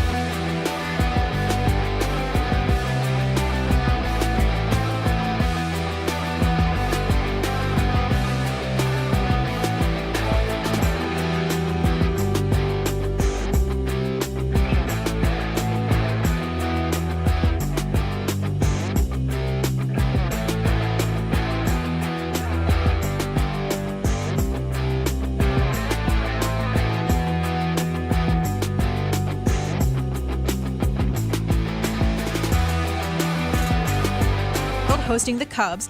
Joey Cantillo set to get the start. You can listen to The Fan Rewind weeknights from 11 p.m. to midnight. All the best segments from all our shows, and you can always listen on the Odyssey app. Headline sports news every 20 minutes on 92.3 The Fan. From the University Hospital Sports Desk, I'm Meredith Kane. Hear Westwood One's coverage of the Final Four this Saturday, starting at 4 p.m. We are Sports Radio 92.3 The Fan. The pattern at this stage of his career just is going to repeat itself. I'd just be shocked if we saw something other than what we've seen. James Harden is an incredible player. He's going to the Hall of Fame. He's one of the best scorers we've seen. In the playoffs, when you need him night after night after night, it's just not there. And at this stage, I don't see any reason to think that it's going to change. So I get why fans are excited. My roommate from college is from Strongsville. He's hitting me up all the time saying, hey, I think this can really happen. I would be surprised if it does with the consistency, because with Harden, one night he can go out and drop 40, and the next game he can disappear, and you don't know where he is. That was Odyssey NBA insider Nick Friedel. It is Afternoon Drive. Jonathan Peterlin, Jake Volnick with you guys. As I understand what he's saying. And listen, if you live in the NBA world and have been paying any attention in the previous 15 years, you probably have a lot of thoughts about James Harden in the postseason. So I'm not going to be able to wipe that all away right now. But what I will be able to at least, maybe quell some of the fears with is the idea that this is a different role that James Harden is playing in. And so I do feel like that matters. The same way it matters when LeBron is playing this third role where he's diving for loose balls, something we've never seen him do before, is something that James Harden has to accept as well. And, Jake, I just feel like it sets up in a really nice way. And it doesn't mean they're going to make a deep postseason run because it's a different James Harden, but it does give you reason for optimism and looking at it in a different way. Yeah, I mean, if your entire reasoning is that the Cavs aren't going to succeed in the playoffs because James Harden's going to have a stinker of a game, like, the role that he plays eliminates the impact that has. I'm not saying it takes it away entirely, but you can have a stinker, all things considered. And we have to put the stinker of games in the proper context as well. A stinker of a game for James Harden 10 years ago was him scoring 22. Yeah. He's averaging 20 a game right now. Well, like his stinker is, and I get it, when he has as much of an offensive load as he used to have, scoring 22 when you were doing 30 a night and winning league MVP, yeah, that matters. But in this team, Jake, it just doesn't matter as much. No, I'm watching him put up 14 assist games with 7 assists to Evan Mobley, 5 of them on pick and rolls. Mm-hmm. It's like that is kind of your new role, is to take some of the ball handling duties away from Donovan Mitchell, get the ball out of his hands a little bit, and make sure that everybody else is involved in the offense. And then, yes, you still have to go out there and score. Like, you are going to be a pivotal part, but there's no part of me walking away from a playoff game that if James Harden, goes out there and shoots almost 50% from the field and drops 14, I'm like, well, you just can't have those kind of nights out of James Harden. Like, if you had 10 assists, you did your job. Like, you played your role. We probably went wrong somewhere else along the way. I just don't understand. If you agreed with the trade at the time and you understood that this was an upgrade and kind of the move, it's not even a going all-in move. That's the thing I think people get wrong about this so often is people think this is some big, all chips in the middle of the table, all-in move. It's not. If it doesn't work out, you then reassess for next offseason, and then you bring it back again. You have James Harden back, you have Donovan Mitchell back, and then maybe you add LeBron, maybe you add Giannis, maybe one of the other pieces get moved, but it's not an all-in deal. It's just we got a couple years to win a title and figure things out. Not just one season, but we unequivocally know we didn't have a chance to do anything with Darius Garland. We have a chance with James Harden in the lineup. Well, I think where people get this is like an all-chips move, too, is from watching Harden, the way that he's acted with organizations over the past couple of years. Obviously not sticking around too long in one spot. It eventually, it didn't end in complete turmoil in LA, but it had in multiple other spots, right? Like, we've talked about this. I don't get the vibe that that's happening here. Like, that's the problem, though, is that everyone that does this discussion, they'll tell you the honeymoon phase with Harden, and you don't get any problem until there is a problem, and then it's too far gone. And like if that's how this goes down, then Jake, I guess I'll have to just eat it, and that's what it is. But that's if it happens. What, at the end of this season? Like, if you get 2 years out of James Harden, 3 years, he still wants to get paid. Yeah, he still wants to get paid. Yeah, and so he's going to be a good soldier about things. And then once he gets paid this offseason, yeah, I'm with you. You get 2 or 3 years of Harden, and you get a chance to figure it out. That's all we're asking for. If you want to blow it up and you want to make it ugly when you're, damn near 40, have fun. Like, Yeah. you can make it ugly when you're 40. Like, at that point, the window's closed and you're probably not playing a big enough role anyway. I just don't understand the people that want to tell us we're living in denial right now and aren't being realistic about this whole ordeal. Because if I, when they made the Harden trade, believed that you had a longer window than just this season, and I still believe that, then no part of that was a bad move. But if you're going to tell me that having 3 top 20 players in the NBA between Harden, Mobley, and Donovan is somehow a team that just can't possibly get past, I don't know, this incredible East, then what are we doing here? Like, how is that the convo? How is that what people's takeaway is? Usually, Jake, I'm not going to try to sound patronizing here, but like usually if you have 3 top 20 players in a really bad East, that's going to put you in at least the framework of a conversation to make it to the Eastern Conference Finals. I would think so. And listen, there's a lot of things that you can pin me to at this team that's like, I don't think they're going to go far enough, or they'll get second-round bounce because of their perimeter defense, and they're not guarding very well in general, or the inconsistencies in shooting the 3, or the dynamic between the big. There are multiple things you can throw out to me. It's like, I see them as legitimate problems that I don't know if the Cavs can overcome when they face a real team. But if you're going to tell me it's because James Harden for Darius Garland was a bad move, that's where you're out of your mind. Like, yeah, it's not perfect. Nobody's suggesting that it's perfect. But if the flaws that'll be exposed in this postseason will not be on the James Harden front, in my opinion. He'll still have his assists, he'll score his points, and the usage rate has been lower than what Mobley's is right now, by the way. So, like, that, don't even bring that to the table, people that want to. The reality is that you can accomplish a lot, but if you don't this season, I'm not going to look at it and say it was because James Harden brought everybody down, as if he was just this anchor, just weighing everyone down. I can't look at it that way. Will I ultimately point to Donovan never getting past the second round? Maybe. Will I ultimately point to Mobley not taking that offensive accession? Probably. Yeah, probably I will. But it won't fall at the feet of James Harden. No, the only thing that I think falls at the feet of James Harden, and Darius wasn't good at this either, but it's the lack of the defense and mostly perimeter defense. Yeah, but Darius was a worse defender. That's the funny thing about it. Like, Darius is 147 out of 155 defenders. Like, he was like, I don't think we like Darius. I don't want to speak poorly on the man. I'm happy that he's having a good time in Los Angeles and seems like everything's going well for him. He was an atrocious defender, though. Awful. I think the one thing that he did provide that is a true problem for the Cavs right now, though, is he might have been a bad defender. You didn't have to question whether there was effort going into his defense. But we watched those Boston series, though, and Boston, that's all they did. They switched on him, and then they picked on him, and it was so obvious what they were going to do. And at least Harden's 6'5". You don't switch on Harden and think I'm going to pick on him all night. They have to at least get more creative in what they end up doing. And so like that little wrinkle and little wrinkles like that exist when you're not just the smallest backcourt in the NBA. I completely agree with it. We haven't talked about this team with defensive effort problems in years past, right? They might not have been the greatest defensive team. They were with JB Bickerstaff, but even last year, they weren't the greatest defensive team on the planet. But now we got Kenny coming to the podium, and he's talking about defensive effort, and guys not giving it. Like, that is the type of thing. And I think as a Cavs fan, you hope it's just you're at the end of the regular season. James Harden now is here. He might be even echoing, like, guys, you don't have to burn yourselves out at the end of the regular season. We're making it to the playoffs. We'd prefer probably not to win that many more games, if we're being 100% honest, and stay in the 4 seed. But that is, like, when we talk about flipping the switch, that's one area where it has to happen. Like, when you get to the playoffs, you can't have the regular season James Harden defensive effort shining through by really anybody but James Harden. Yeah, 216-474 to below 92. Are we in denial about the Cavs? And so I guess, though, Jake, I get to a spot where if we're thinking big picture here, why is it that every national person we bring on, like Nick Friedel, and then everyone that I pay attention to on an NBA level, they do their tiers. They do their rankings. The Celtics are in a ranking, and the Cavs seem like they don't even get brought up in these discussions.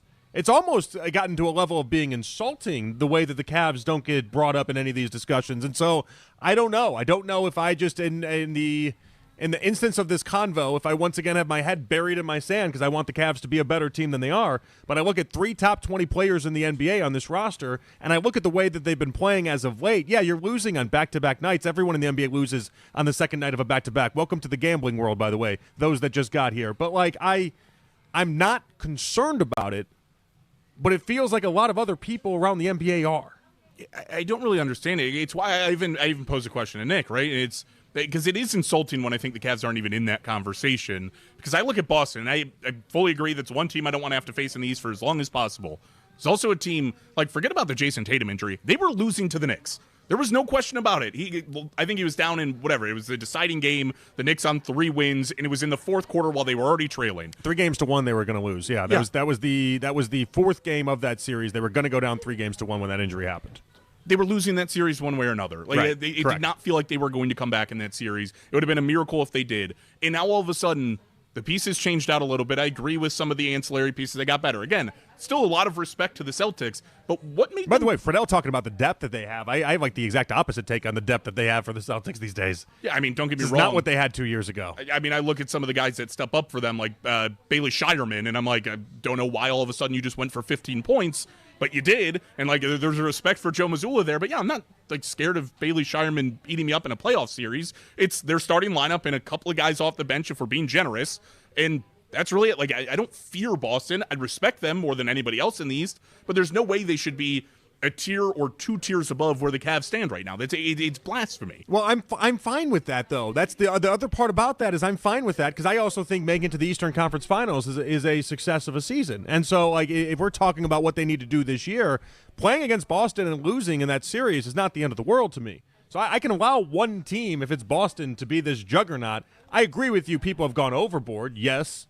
I still haven't made up my mind if it's better to face Tatum later on as the postseason progresses, or the idea that it's going to be easier if you take him on earlier because he's not, and he doesn't have as much of his sea legs wet, almost to say.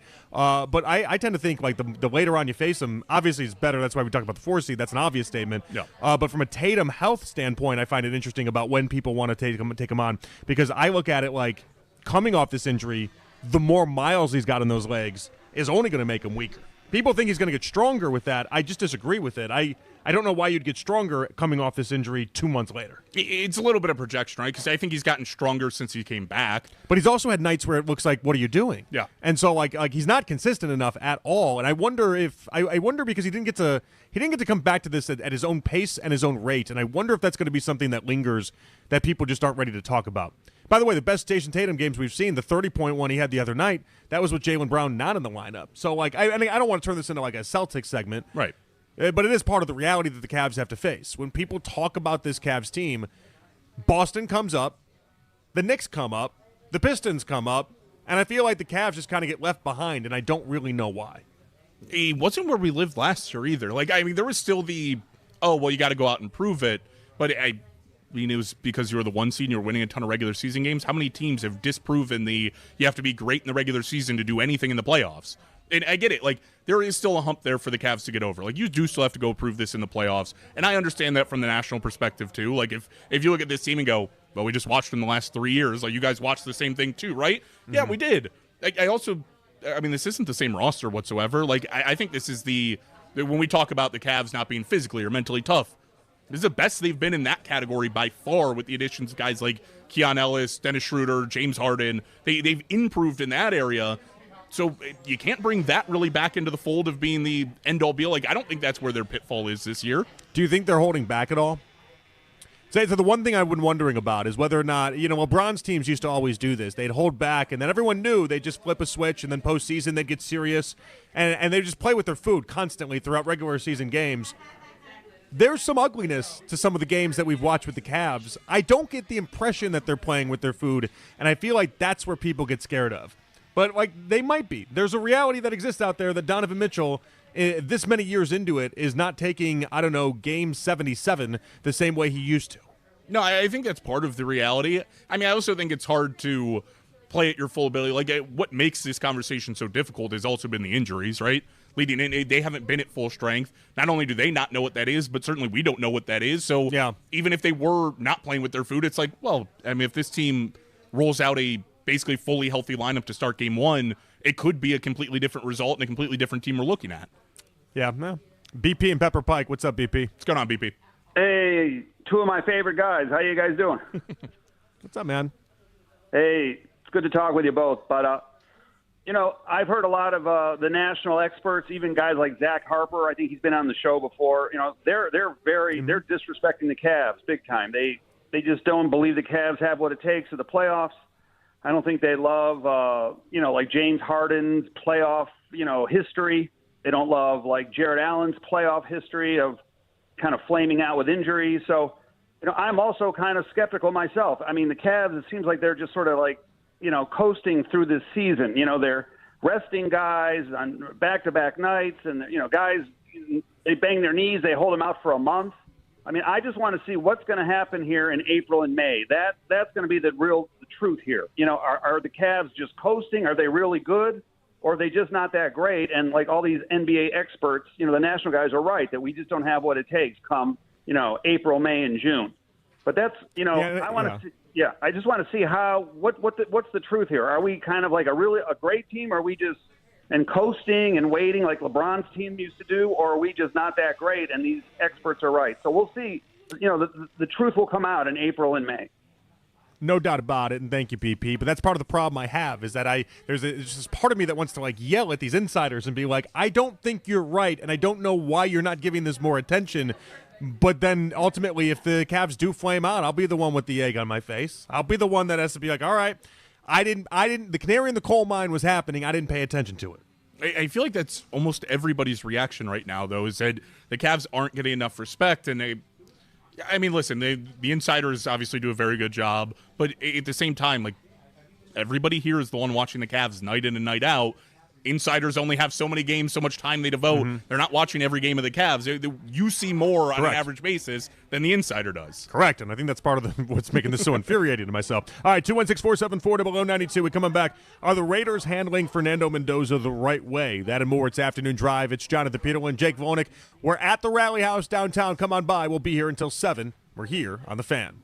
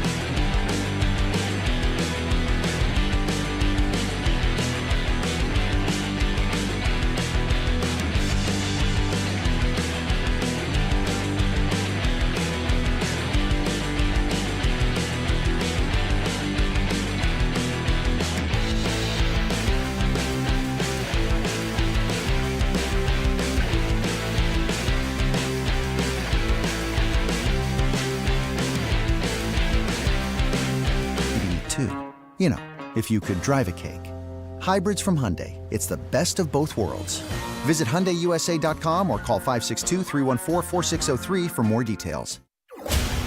Talk sports deep into the Cleveland night. Overtime with Jake Volnick. Weeknights at 7. Sports Radio 92.3 The Fan.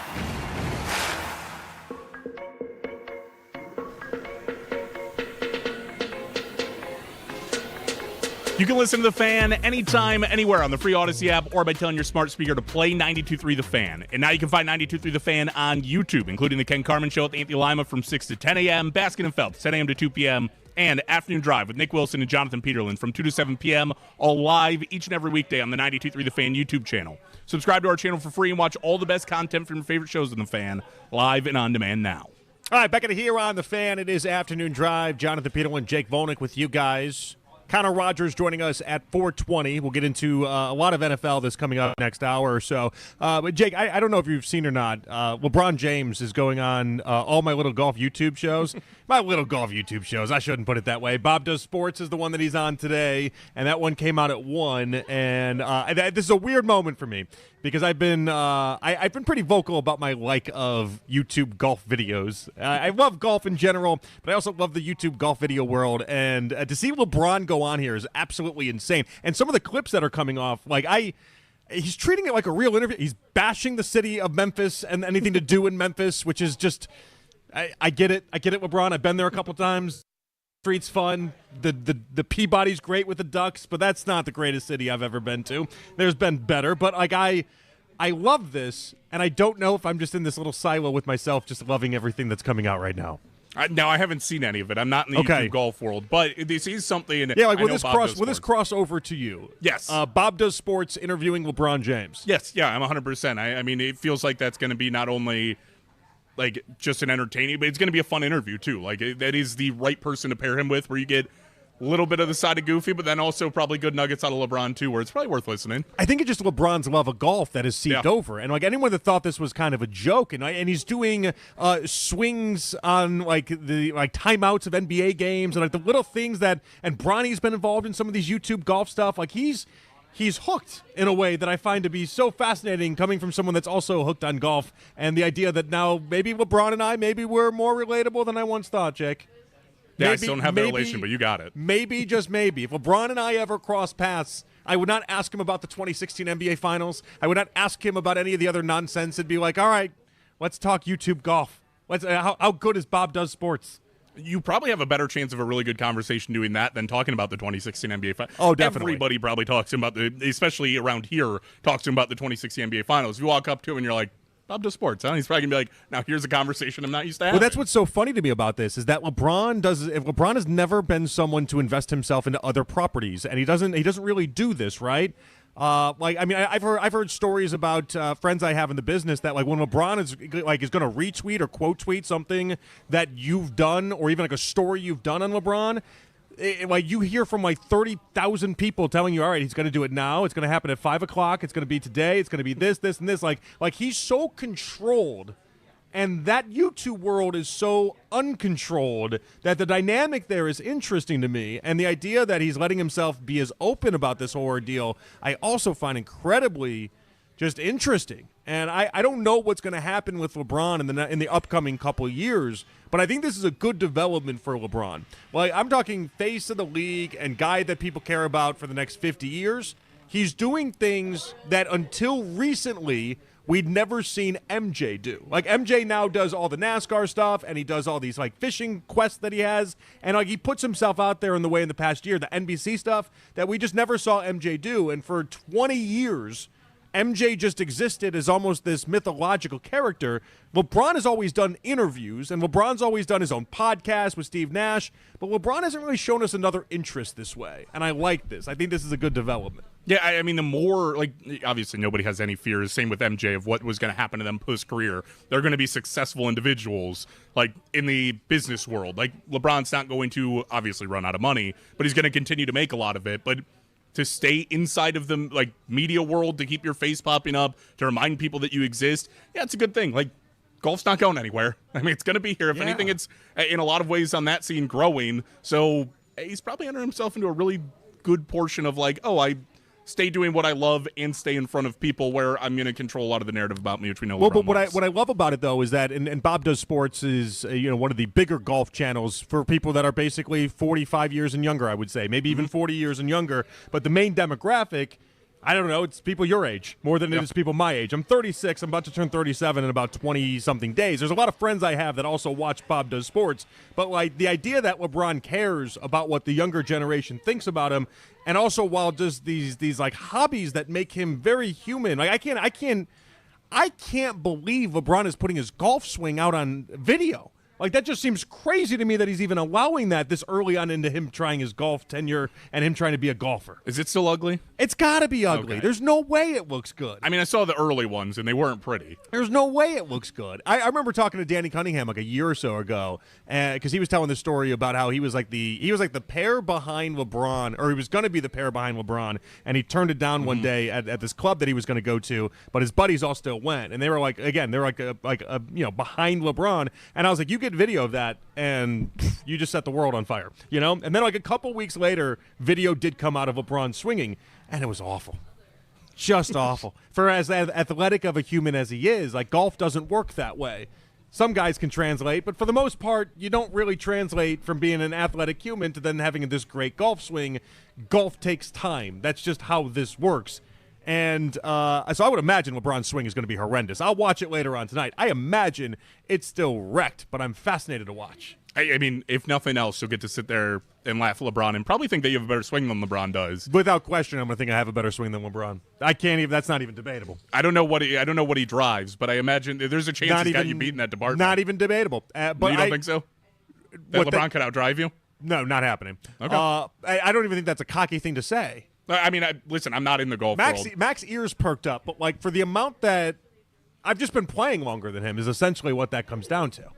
He's just a ridiculous human being with an absurd amount of like power that I think. Oh no, hold on! I don't get your drive down. I think it's possible. I don't love how this is going because I am making the claim that I'm more athletic than LeBron in something. But like, it is a golf swing, guys. This isn't like I also, when I was bowling, could have wiped the floor with LeBron in bowling. Like that's a realistic statement to make, considering I went to school on a bowling scholarship and LeBron doesn't bowl.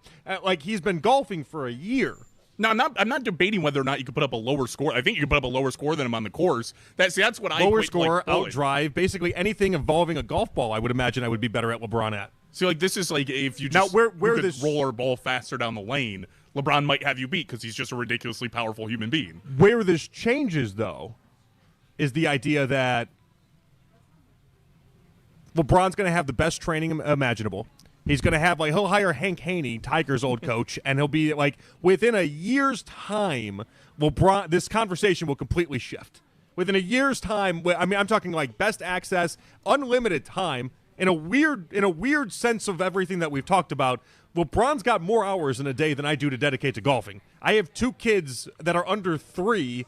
Well, I guess my one is just over 3. She's 3 years and, like, a month and a half, and then a 6-month-old with a full-time job and everything associated with it. Meanwhile, LeBron has openly talked about the hours in his day that he has to fill. Like he's got more time on his hands, better access to the highest equipment imaginable, while also the best training imaginable. Within a year, the conversation flips. Also, more time of the year to actually golf. Like, I mean, if you're in... I get 9 holes a week at this point in life. Yeah, and you only get it for a certain portion of the year. Like, LeBron, True. If he's out in L.A., he can golf basically whenever he wants. Or True. If he's traveling, as long as he's somewhere warm, he can golf whenever he wants. He can have a simulator in every room of his house if he wants to. Like, he's got access to all of these great things. Yeah, all right. I got LeBron for maybe like a year or so. But in the meanwhile, I'm fairly confident that I got him. You got to find him on a golf course within the next year then. You know that, right? I mean, I wouldn't hate it. Yeah, I mean, you got to go find. If you have the chance to beat LeBron, that is something you could hold on to for your entire life. But if you get to him a year and a half from now and he smokes you on the golf course, not that anybody's looking at you and going, JP got beat by LeBron, but I mean, it's a heavy claim. You got to take advantage of when you could prove it. Yeah, maybe it'll go better for me than that story I told you earlier today about me almost stepping on LeBron's shoulder in the locker room and then just being a villain of Cleveland. We avoided it. That was good. And when we wouldn't bring this up to LeBron, if we ever meet on the golf course, we don't bring up that story. This segment brought to you by Consumer Tire, driving you forward with trusted brands like Bridgestone and Firestone. Fast, reliable service to keep you moving. That is Consumer Tire. All right, 216-474-0092. Obviously, you can find us on Twitter everywhere you need to as well. We got Connor Rogers joining us at 420. We come on back, though. Derek Carr says a receiver is necessary for the Browns. How important is receiver to actually get into a spot where we can evaluate this Browns team? 216-474-0092. Jonathan Peterlin and Jake Volnick with you guys at the Rally House downtown and right here on The Fan. This is an Odyssey Sports.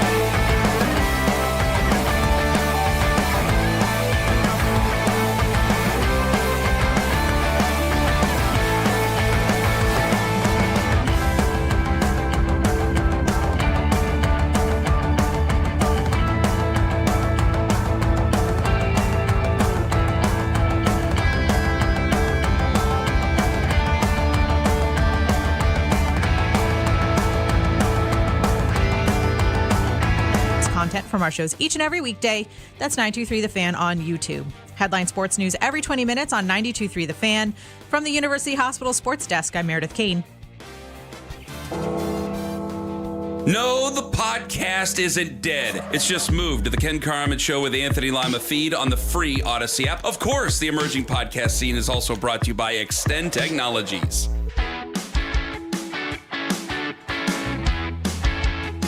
As we close in on the upcoming NFL Draft, check out the Fan Offseason Special every Tuesday night from 7 to 9 with myself, Jake Volnick, as well as Lance Rislett and Daryl Ryder recapping all the latest Browns news and the moves ahead this offseason in free agency and the draft. You can listen right here on 92.3 The Fan, stream us on the Odyssey app, and watch every episode live on YouTube. That's the Fan Offseason Special each and every Tuesday night from 7 to 9 right here on 92.3 The Fan. All right, back at it here on The Fan. It is Jonathan Peterlin, Jake Volnick with you guys. Connor Rogers joining us in about 20 minutes or so. But I did want to ask you about this, Jake, because I think the wide receiver conversation, it's one I'm fascinated by. You have low-key mentioned earlier in the show that you like Carnell Tate as a prospect. I do, yeah, I like Carnell Tate. I'm not as high on Carnell Tate as I am on Tyson. I like Tyson better as a prospect. I think Carnell Tate is a very safe choice. I think this is one of the things that the Browns are going to have to evaluate, though. Do we take a safer choice? Do we roll the dice a little bit? What position are we in? I would imagine most Browns fans just want to take the safe choice, and you don't want to do any risk, and you don't want to roll the dice. I'm a gambler at heart, though, Jake. That's who I am. And so I look at Tyson. I look at his ability to one day potentially be, a top 5 wide receiver in the game. Like, he's got that ability, in my opinion. If he can stay healthy, I think that's worth it. I'm not really the biggest Mekhi Lemon guy, for being truthful. Neither am I. The combine kind of threw me off a little bit. What, the wacky eyes? The wacky eyes. Adam Gase eyes? Then there was the not listening to the drill part and the ball sailing 25 yards over his head because he wasn't running at the right speed. And I'm like, well, it's not a great thing if I want a guy who's got attention to detail. Football reasons. Yes. A rare thing in these days to actually bring up in a sports discussion about this. Everyone else just goes to the weird interviews. You go to the weird combine moments, and how he, even in the private interviews, apparently was just an absolute wreck of a human.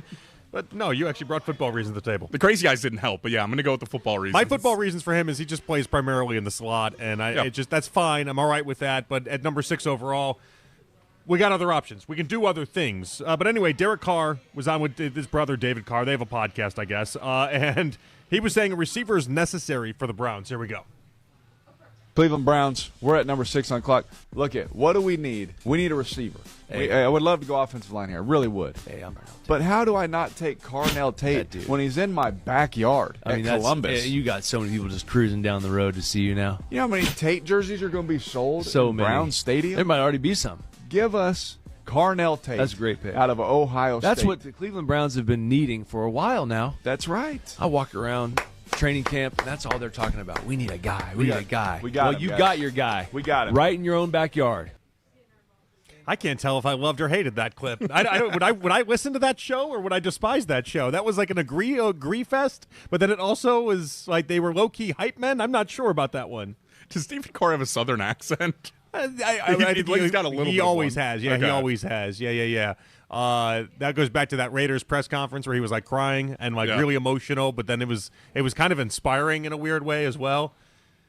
I think he low key could be like a Southern Baptist preacher. Yeah, probably. I was just trying to they grew up together, and I mean maybe I don't know. I'm thinking like Righteous Gemstone style though, where it's not 100% on the up and up, as none of those really seem to be. But it's also like I just take my money, Derek Carr, just take my money. You seem like you're making sense right now. I'm just going to throw 20s at you like you're a stripper in Atlanta, just throwing dollars. Instead, you're a preacher in Alabama. Like we throw 20s.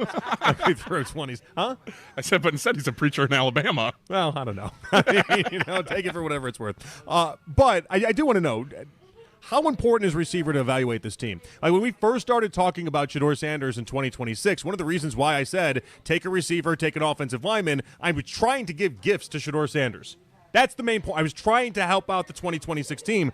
They don't seem like they're that interested in wins for this upcoming year. And so that's why I've moved off of the only take offense take. And it's like, all right, do whatever you want. If you're not going to take 2026 serious, then I don't have to take it seriously either, okay? But if you're trying to help out Shedeur and you're trying to actually evaluate what Shedeur Sanders can be, then yes, wide receiver is one of the best. It's one of the best gifts you can give him. I mean, I think even forget about the Shedeur angle of it. I think it's necessary for whatever quarterback's going to be back there for the next I mean, you can go as far as like 5 years. Well, so hold on. So this to that point, this kind of works as a double-edged sword, right? Because if I'm going to help out Shedeur Sanders, I then also have to live in the world where I'm making the team better for Deshaun Watson. If Deshaun Watson wins and starts week 1, you are a better team with Carnell Tate, with Tyson, with whoever wide receiver you take at number 6 overall, than, in my opinion, if you take one of these defensive guys. Yeah, I mean, I think you're a better team, but like you can't. Your draft strategy cannot be punt the year, right? Like avoid taking good players to help out the guys you already have because we're not trying to be good this year. I don't think it's punt on the year. I think it's take really good defensive players instead of taking offensive players. It's not putting yourself in a box is the idea. And so the concept is pretty simple at the heart of it. If you're trying for 2026, then you can fill up the needs. And then you can understand that wide receiver, offensive line, any of these pieces work because, again, you have holes that you need to plug. If you're not trying to win in 2026, then all of a sudden you're not concerned about plugging up the holes. You're just concerned about getting the very, very best football player you possibly can. I understand that side of it, too, but this is where even the entire defensive-minded thing doesn't work for me, is that, one, we just watch the Jets blow up their defense because they didn't have enough offense behind it. But how many blue chippers, elite talents are you going to stack on the defensive side of the ball while just completely ignoring the offense? At some point the contracts come up. At some point you're paying multiple guys. People will point to the Eagles and be like, oh, look at they drafted Jordan Davis when they already had defensive tackle figured out. Well, yeah, because they made up in their mind, we're not going to pay one of these guys, and Jordan Davis will be the cheaper option in a year or two because he'll still be on his rookie contract. You're not making that decision with any defensive player you're drafting right now unless your sell is Myles Garrett. And then even if Myles played out his contract, you'd have 1 year of overlap where it's like, oh, I get a cheap defensive end for a year. You're not doing that. You're just stacking defensive talent, guys you eventually have to pay, putting all of your resources there, and in turn, ignoring the offensive side of the ball completely. I don't know if anybody's paid attention to the NFL over the past 10 years. That's not how you win football games ever. Well, and so I am very pro the idea of going offense as hard as you possibly can. That's why there's no part that bothers me about going offense. It's been my preferred destination for, 3 months in us talking about this, where I've relented and said, okay, fine. You want to go defense, again, because if they're not going to care about 2026, well, then if you take a wide receiver, it's not going to matter the same way as if you take if you think Caleb Downs is that much better of a player, then it is what it is. I hate that these words are coming out of my mouth because it makes it seem like I don't care and it's very lackadaisical, and I get it, but this is the corner they put me into. If you're not going to care about 2026, then why am I going to care to try to fix 2026 for you? I'll see you in 2027, and then we can have conversations about filling up the holes and fixing everything. But I do think what Derek Carr and David Carr are trying to say does have some merit to it. If you can't field anything resembling a real offense in the NFL, then how am I supposed to take an evaluation of Shedeur Sanders or Deshaun Watson serious? It's also it's the same problem we had last year in trying to evaluate Dillon or Shedeur. Yes. It wasn't a good enough roster around them. What were we supposed to do with that? It was nothing, right? We said, I mean, at some point, we obviously, there were caveats for Shedeur, and I think a lot of us even gave those caveats to Dillon. Now, it wasn't good because he made some really bad throws, but it was also like, well, yeah, I mean, even on the days where he was looking better, he still didn't have good enough receivers if he was making the right decisions. So there's that side of it, but also this is a year where you have 2 first-round picks. This is a year where you have, 5 picks inside the top 107 or whatever it is. Mm-hmm. You got a lot of picks. So, you're not going to have that, at least as it stands right now in 2027. Just ignoring the fact that you can get a really good offensive player and add to that side of the ball is if you're telling me you don't care about 2026, not drafting offense in the top of the draft, whether that be at 24 or 6, I can make some concessions to 24, is telling me that you don't care about the team in 2027 because where are you getting a receiver from? Well, you either get it in the free agency or the 2027 NFL draft. You don't have a first-round pick. You can get it anywhere. It's not as if Carnell Tate is can't miss. That's the problem I have in this. If Carnell Tate was Odell Beckham Jr., I think we'd all be right there with you. The problem I'm having is that Carnell Tate is projected to be T. Higgins. That's good. That's not great. At number 6 overall, that's good. That's not great. Tyson comes with a bunch of injuries, and we've already talked about how we don't like Mekhi Lemon between the two of us. Yeah. The problem I had is that when we initially started talking about all this, we had 6 different offensive linemen that would justify being taken over as number 6 overall, and we had 3 different wide receivers that everybody seemed like they were comfortable taking. Now we've done the research on it. Now we've done the homework on it, and the conclusion is you got T. Higgins at number 6 overall. It's not can't miss to me. It's not something that is Coach Riz always says game changers. That's not a game changer. That's a guy I can pick up on the street for a better cost than what the 6th overall pick is. Yeah, but at number 6, you don't have game changers. Like Caleb Downs, sure. Like whatever defensive player slips through the top 5, it will be a game changer. Well, and this is why I've opened up the idea to Jeremiah Love. Like, Jeremiah Love is one of the highest-rated running backs we've seen in years. He's up there with Saquon. He's up there with Genty. Like there's a real game changer there, and if he's there at 6, then I think we have to explore that option. It's not that I want to ignore wide receiver. I don't. I've been campaigning for them to take a wide receiver or offensive lineman for so long in this draft. It's just understanding where we are and the direction that I think they're going. And that's the part that's changed for me in this. When I thought they were being serious about 2026, then I wanted to fill up the holes.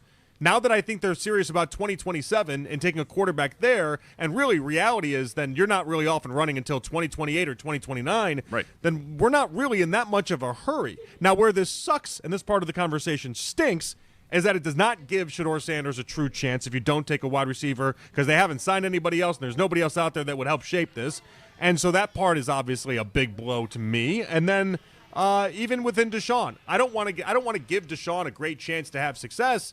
But how do you evaluate somebody if it's Jerry Jeudy and friends as far as wide receiver is concerned? That's where the Carnell Tate part becomes interesting for me because is it an elite wide receiver 1?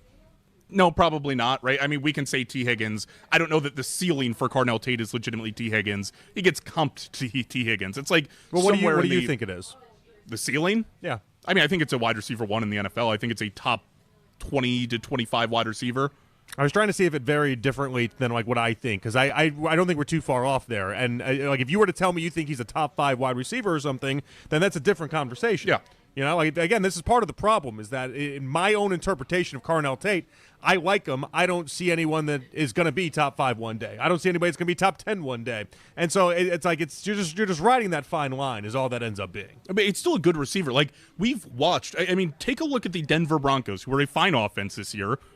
What elite wide receiver do they have? They don't. Cortland Sutton is a good. He falls into that, like, yeah, you're probably a wide receiver 1, but you're like the bottom end of the wide receiver. Yeah, but they do have one of, if not the best offensive line in the game. R.J. Harvey was an absolute standout for them this year. Like, they had a really pretty good run game, all things considered. Like, that offense had a lot of different pieces working for them. I mean, listen, we're comparing one of the better offenses in the NFL to what was statistically the worst offense in the NFL last year in the Cleveland Browns. You brought up the comparison. I know. But I'm saying that you build out pieces and, like, yeah, you have to get better on the offensive line. I think the run game's off to a really good start with what you have. I think Quinshawn as well as Dylan Sampson is a fine running back, like duo.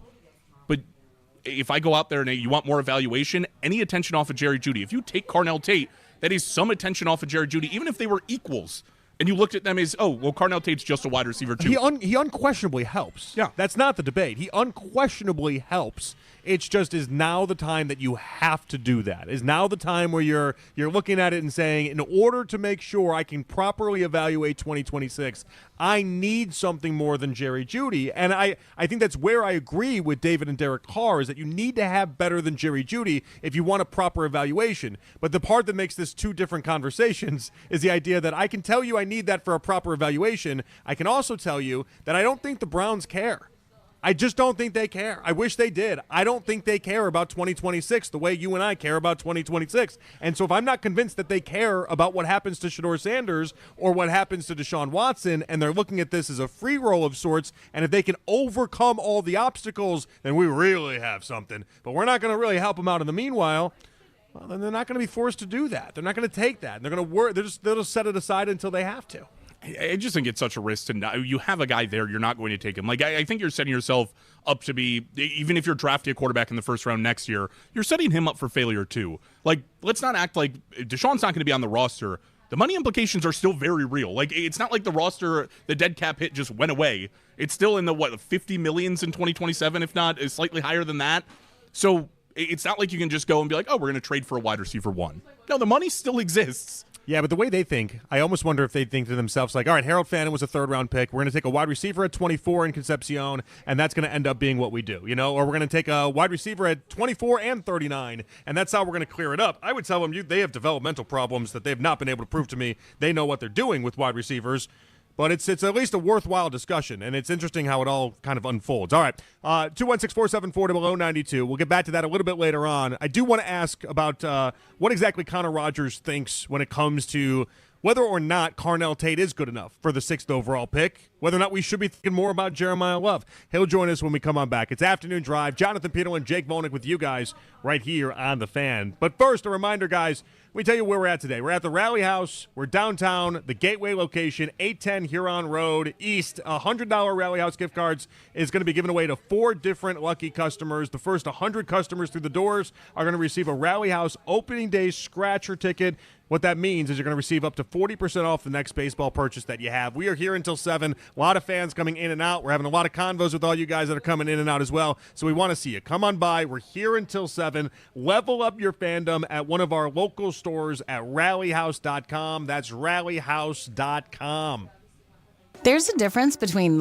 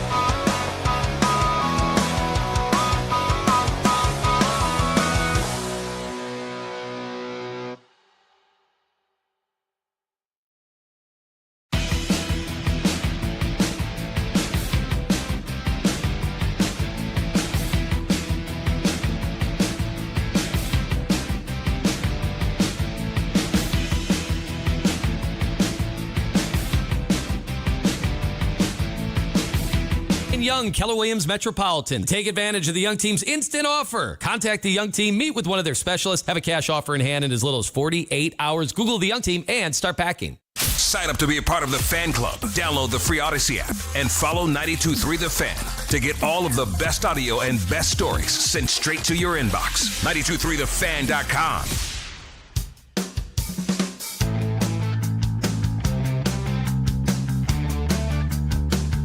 As always, you can listen to this show and all of our local shows on The Fan on Apple Podcasts, Spotify, or wherever you get your podcasts. All right, back at here on The Fan. Connor Rogers is going to join us coming up in just a couple minutes. This segment brought to you by Consumer Tire, driving you forward with trusted brands like Bridgestone and Firestone. Fast, reliable service to keep you moving. All right, so again, we'll get Connor Rogers in just a second or two. I do want to ask you about what's going on with Fernando Mendoza, though. I find it fascinating. He gets his opportunity at his pro day, and he does amazing and does all these fun things, and everyone is just fawning over him, and I get that and understand it. But then today, the Raiders come out and sign Kirk Cousins, and they've been telling us this for a while, that they weren't planning on starting Mendoza right away. I've never really bought it completely, but Kubiak said it, Spytek has said it. They've all believed this to be true. And then you sign Kirk Cousins to what is basically a $20 million deal for 1 year, and it seems like they're very serious about playing Kirk Cousins and then letting Mendoza just kind of bake. I mean, I don't think it's the worst thing there. I didn't really look at Mendoza. I mean, he was probably one of the more, I mean, it's not a good quarterback class. He was the most NFL-ready prospect by a long shot. But, I didn't view him as a guy who was going to step in day one and immediately light the world on fire either. Sure. So, I mean, I don't think it's a bad thing to have him sit behind. And really, I think for the quarterback that he is, learning behind a Kirk Cousins is probably, the dream transition that you're looking for. Not that you want him to become Kirk Cousins, but I think they show a lot of these similar, they're not going to get out and move a ton. Both of them, I mean, Kirk earlier in his career, not so much now, but could use your legs a little bit.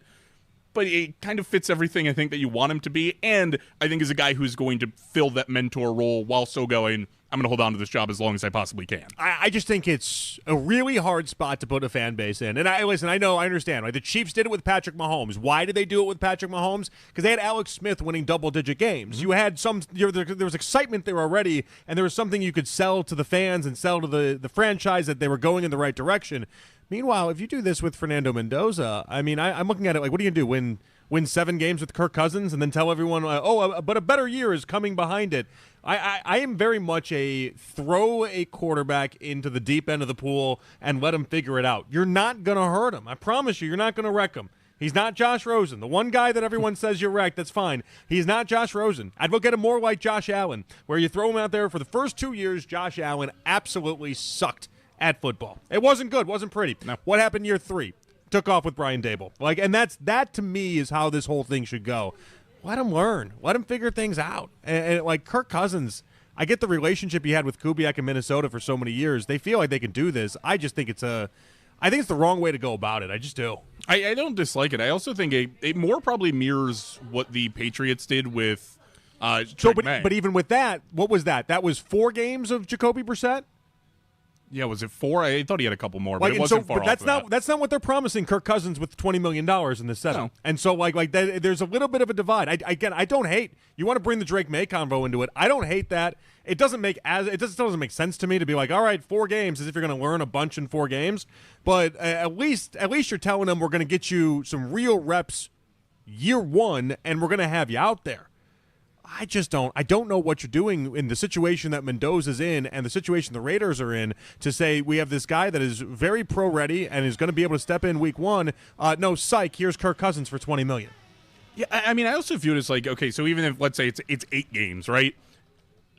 What is the difference? For the Raiders, paying Kirk Cousins $20 million, essentially, we have the money. We might as well go spend it. We might as well use it somewhere. We're watching them sign centers for $31 million. So, the contract just doesn't mean that much to me because I think the Raiders are willing to spend whatever, wherever, just to but I don't think Kirk Cousins signed on the dotted line to have the Falcon situation happen again to him, where he's told I'm going to start, and then the old whoop-de-whoop happens, and all of a sudden I'm not starting any games. Oh, time an organization lied to a quarterback. I don't think that's what's happening here is what I'm telling everybody. It might be happening. We just watched it happen with Kirk Cousins. That's not the bet that I'm making. I think they've been honest to everybody. I think they're really intending to start Kirk Cousins and not play Mendoza right away, and I just patently disagree with it. Let's go out to the Make It Right Call Kyle Wright hotline. Connor Rogers, NBC Sports, the NFL Stock Exchange Show. He joins us here on 92.3 The Fan. Connor, how you doing today? I'm great, guys. Thanks for having me. How are you? No, we appreciate it. All right, let's start there and get your opinion on this before we dive into some Browns convos and what to do with pick number 6 overall. What do you make of the idea that Kirk Cousins, now a Raider, seems like they're going to go Kirk Cousins, and then I don't even know if Mendoza's going to play this year, Connor. What's your take on that?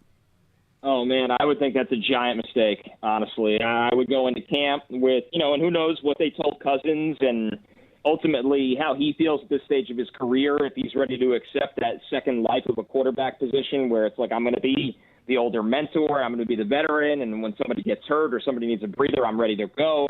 But Fernando Mendoza should be playing out of the gate. This guy has played a lot of college football. He drastically improved from his last season at Cal to his season at Indiana. He does pro aspects that Kubiak is going to ask him in this offense off of play action and the ability to throw the ball vertical and throwing outside the numbers with timing. And I don't – this isn't the guy that have to do that. Like, this isn't Jackson Dart. This isn't even Tyler Shuck. This is somebody that, man, I'm drafting him and I'm using up that rookie contract, and let's get him all the experience he needs. So I hope the Raiders start him week 1.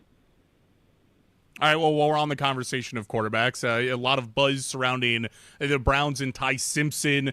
We have people here saying that it's possible that Ty Simpson goes at 6 to the Browns.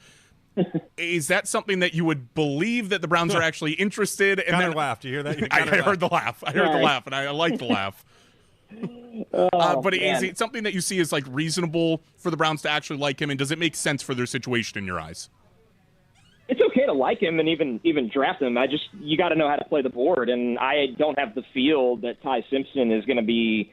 I get asked this a lot with the Jets at 16 being in the New York market, and I get it. It's easy to draw. Like, you look, Aaron Glenn needs to sell hope. The Jets haven't had anything at quarterback in forever.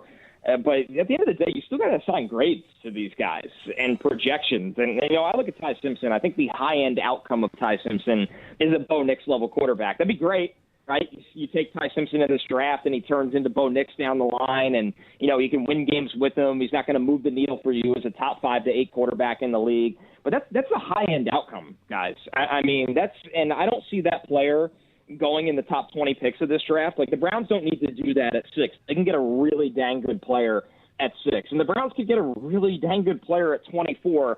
I find it hard to find a home for Ty Simpson in the first round of this draft. As somebody that writes and does way too many mock drafts on podcasts, it just consistently kind of falls to, okay, the Jets are at 33, the Cardinals are at 34. If one of them really like him, do you pay the Jackson Dart trade to go into the back end of round 1 and get him? The Browns pick at 39. They could do the same exact thing. I'd rather use him as a crafty lotto ticket at quarterback instead of, you take Ty Simpson in the top 16. That's your guy in your regime, and he's going to define you one way or the other. And I don't talk to a lot of people that view him as that kind of bet. What's your dream draft scenario for the first round for the Browns at 6 and then 24? If it goes how you'd like it to go, what is that? Man, I'd love to get an offensive difference maker at 6.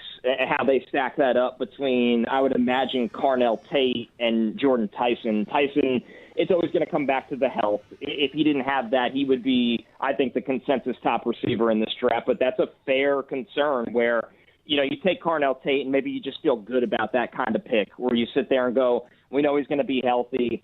You have the aspect of local-ish in a way. We can ask him to play on the outside. He's got great tracking. Todd Monken can really use his perimeter game to get the ball to Carnell Tate. And then, because we've seen it both ways, right? A lot of people talk about Monroe Freeling at 6. I think you can get tackle at 24 or even move up the board a little bit if you feel like one of your guys is going to be gone. So you get your number 1 pass catcher at 6. Well, let's see how the tackle class ultimately falls at 24. Does Monroe Freeling make it there? We'll see. Even if he doesn't, you have other options in this class. And guys I like Caleb Lomu more than most as well. Like, I have no problem taking a Caleb Lomu at 24 and coaching him up because he's a really, really good athlete. He could probably play on both sides. To talk to him, and he said he's trained to play on both sides as well. So you look at that, you shore up your offensive line, you get a number 1 pass catcher for your offense, And then you're kind of free at 39 to improve the team the way you need to. I mean, do you look to add another cornerback to this defense? Is that a Keith Abney-level player from Arizona State? I don't think a Colton Hood from Tennessee makes it that far down the board, but if he did, his ability in man coverage and the kind of season he had, that'd be a really, really big-time add. So, yeah, I think the Browns are positioned really well in the first round with those 2 picks to get the final piece for their offensive line. They did a great job rebuilding it in the pro market, and then get somebody that you could run the pass game through beside Harold Fannin. JP and I were sitting here talking, and we had a conversation sort of about what the ceiling for Carnell Tate is. If you put a ceiling and a floor on him, because we understand he's a, whatever a safe prospect legitimately means, but what is the height for him, and then what is the worst outcome that you see legitimately for him? I think the lower end is probably a mid-range number 2, right? I mean, because he's so detailed in everything he does with the footwork and the size and the route running, that guys like that, and he's got to get a little bigger and stronger. I was a little surprised to see him sub 200 pounds at the NFL Combine. Now, to be fair, he's also trying to kind of check a box at the 40 time that I doubt he actually plays that low of a weight. But I think, that's kind of the floor for him is that mid-range number 2. And then obviously the ceiling, he's not as big as this player, but when you watch the play style, he can really have a play style of a T. Higgins where he's got that tracking and the ability above the rim. And that, a lot of people get this mixed up when they get obsessed with 40 times. The way you alter the tempo in your routes and the ability that some guys need 3 steps from a corner to make a play on the ball. Some guys need a half a step. And Carnell Tate is more in the line of I need a half a step because I'm going to have a better read on this ball. I have late hands, and I can climb the ladder if I need to. So I think for that's what you look for in a number 1 wide receiver. Now, T. Higgins doesn't have to be a number 1 wide receiver because he plays with Jamar Chase. But ultimately, you guys get the play style situation. Connor Rogers joining us here on 92.3 The Fan and the Make It Right Call Kyle Wright hotline. Let me ask you said you like Lomu. What do you like about him? Just that lower half. He's very springy. He's somebody everything's natural to him, right? When you watch him in his pass sets, he can match movements. He's able to mirror like an actual true left tackle. And I mean, he needs to get stronger. He's a very young player in this draft. He's only been a couple year starter, and he started very early in his career at Utah. They had the bookends of tackle between him and Spencer Fano. And, for the Browns situation, even with the short arms, I just can't see Spencer Fano making it to 24 because somebody will take him even earlier than that to play guard if they love the player. But, yeah, Lomu, to me, he just has a lot of gifts that natural left tackles need where, man, if you can just get that anchor a little bit stronger, get him to consistently play and protect with a flat back and time his hands right and get those inside hands. And he's somebody, once again, for a young guy, like really, really will take the coaching and development that you look down the road 2 or 3 years from now and that play strength matches what an NFL tackle looks like. You could be looking at one of the better tackles in this class because, we went through this group, right? Like Monroe Freeling is also on that trajectory of a developmental guy that there's a lot of upside. Now I know is a true right tackle that some teams like a right guard. Fano, I really like Fano, but some teams will tell you they think he's an interior player only. So it's a weird group where you have the top end tackles. Some of them are asked to kick inside the guard, while the mid-range guys like Lomu, Freeling, Maxi Honachur from Arizona State, they're viewed as guys with big upside but might be a year away.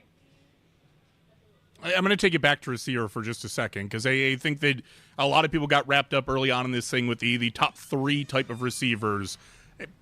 Who is kind of your second or your favorite out of that second group of guys? And does he potentially transcend that top 3 where he's drafted before a Mekhi Lemon or a Tyson?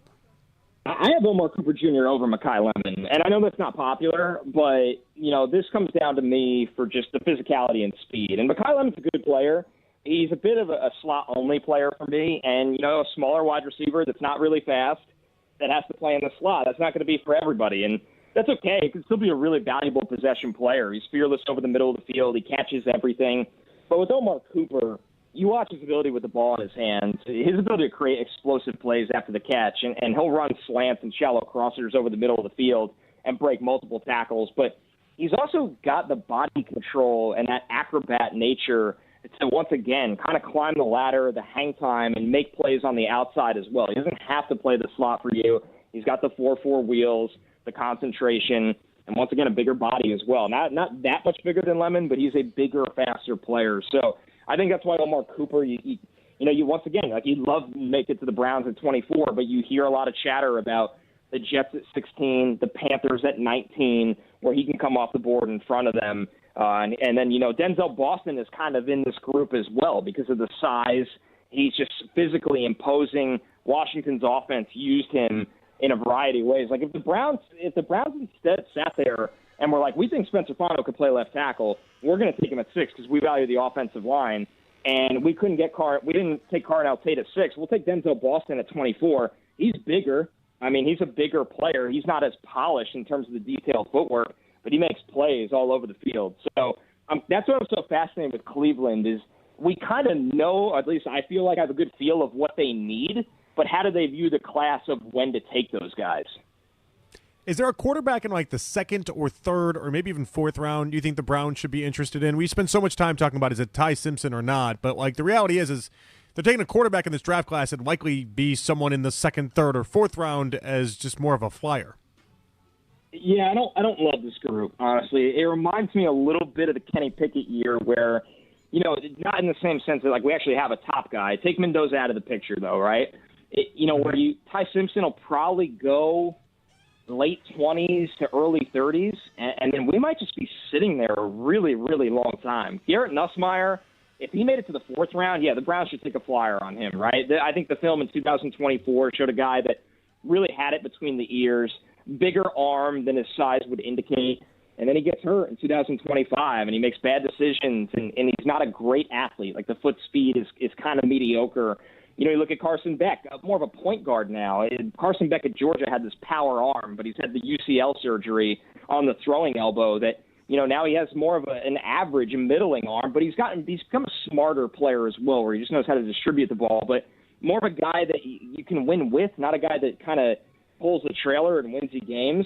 And then you're just looking at projects galore, like Drew Aller, Cole Payton from North Dakota State, Joey Aguilar from Tennessee. You can take a flyer on those guys on day 3. It's just hard to really sell that they're true needle movers in this offense. Connor, we'll check you out at the NFL Stock Exchange as we always do. We appreciate you giving us a few minutes, and we'll catch up with you later. Thank you so much. Thanks, Connor. Thanks for having me, guys. All right, good stuff right there. Connor Rogers on the Make It Right Call Kyle Wright hotline. We're at to what he had to say and also development in baseball that might mean big things for your Guardians as well. It's Afternoon Drive. Jonathan Peterlin, Jake Volnick with you guys. We're at the Rally House downtown until 7 and right here on The Fan. 92.3 The Fan, 2020 Sports. Cavalier.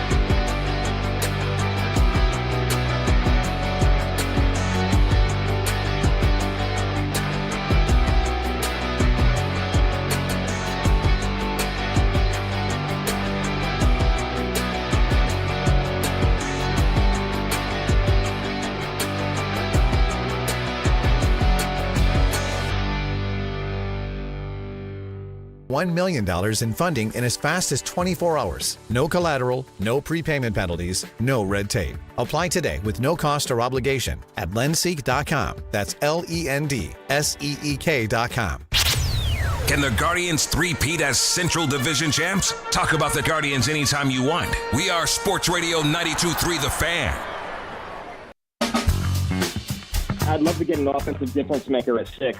How they stack that up between, I would imagine, Carnell Tate and Jordan Tyson. Tyson, it's always going to come back to the health. If he didn't have that, he would be, I think, the consensus top receiver in this draft. But that's a fair concern where, you take Carnell Tate and maybe you just feel good about that kind of pick. So you get your number 1 pass catcher at 6. Well, let's see how the tackle class ultimately falls at 24. Does Monroe really make there? We'll see. Even if he doesn't, you have other options in this class. And guys I like Caleb Lomu more than most as well. I have no problem taking a Caleb Lomu at 24 and coaching him up because he's a really, really good athlete. If you look at that, you shore up your offensive line, you get a number 1 pass catcher for your offense, and then you're kind of free at 39 to improve the team the way you need to. That was Connor Rogers. He joined us last segment. It is Jonathan Peterlin, Jake Vonek here with you guys on Afternoon Drive. And yeah, it's kind of the consensus I've come to is that I hear all these different names, and even like Carnell Tate or any of those guys, I just don't know how they could upset me. And it's funny, yesterday we went down that path as well, Jake, and I got a DM from somebody, and they're like, well, wait, there's got to be something that could upset you at number 6. And I'm like, well, Ty Simpson falls in that category. That's part of why we talked about Ty Simpson earlier today. But outside of that, I just don't know that there's many ways the Browns can really screw this up on draft night. Now, we might look back in the and be like 7 months from now, like, oh, that was a really dumb decision. That happens. That does happen. But on draft night, I have a hard time thinking night 1, there's many things they can do that would leave Browns fans thinking, oh, boy, they screwed this up. Yeah, I mean, it would have to be Ty Simpson or like a significant reach. Like if Caden Proctor entered into that for me, like if you draft him at 6, I think that's a tremendous reach. I'd be upset. But I mean, outside of like the names that we throw together, yeah, no. Like if you drafted Mekhi Lemon at 6, I'd be upset. Oh, you'd be upset by Mekhi Lemon? Yeah, I'd be upset. I mean, I guess I wouldn't be thrilled by it, but I think there'd be an understanding of how they got there. Even with Mekhi Lemon, I'm not the biggest Mekhi Lemon guy, but I'm like, all right, out of the 3 wide receivers, they clearly decided he was the best. We talked about it for months on end about how he was at least in the conversation for top 3.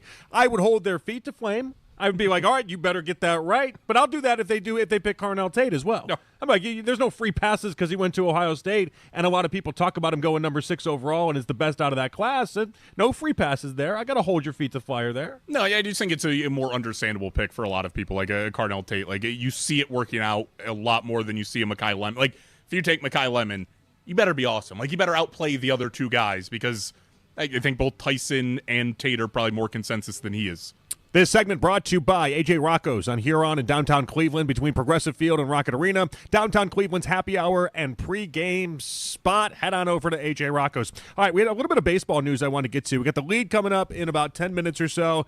Busy 5 o'clock hour. Jake's got you have some spicy Browns takes you got to get off your chest. So I'm looking forward to that. 5:20 is when we're going to do a little bit of that around the quarterback spot as well. But Connor Griffin, according to Buster Olney, his deal with the Pirates, if you don't know Connor Griffin, he is the number 1 prospect in the Pirates organization. He's 19 years old. People are relating what is happening to him right now to what happened to Ken Griffey Jr. when Griffey was 19 years old. That's the type of power, that's the type of game that he appears to have.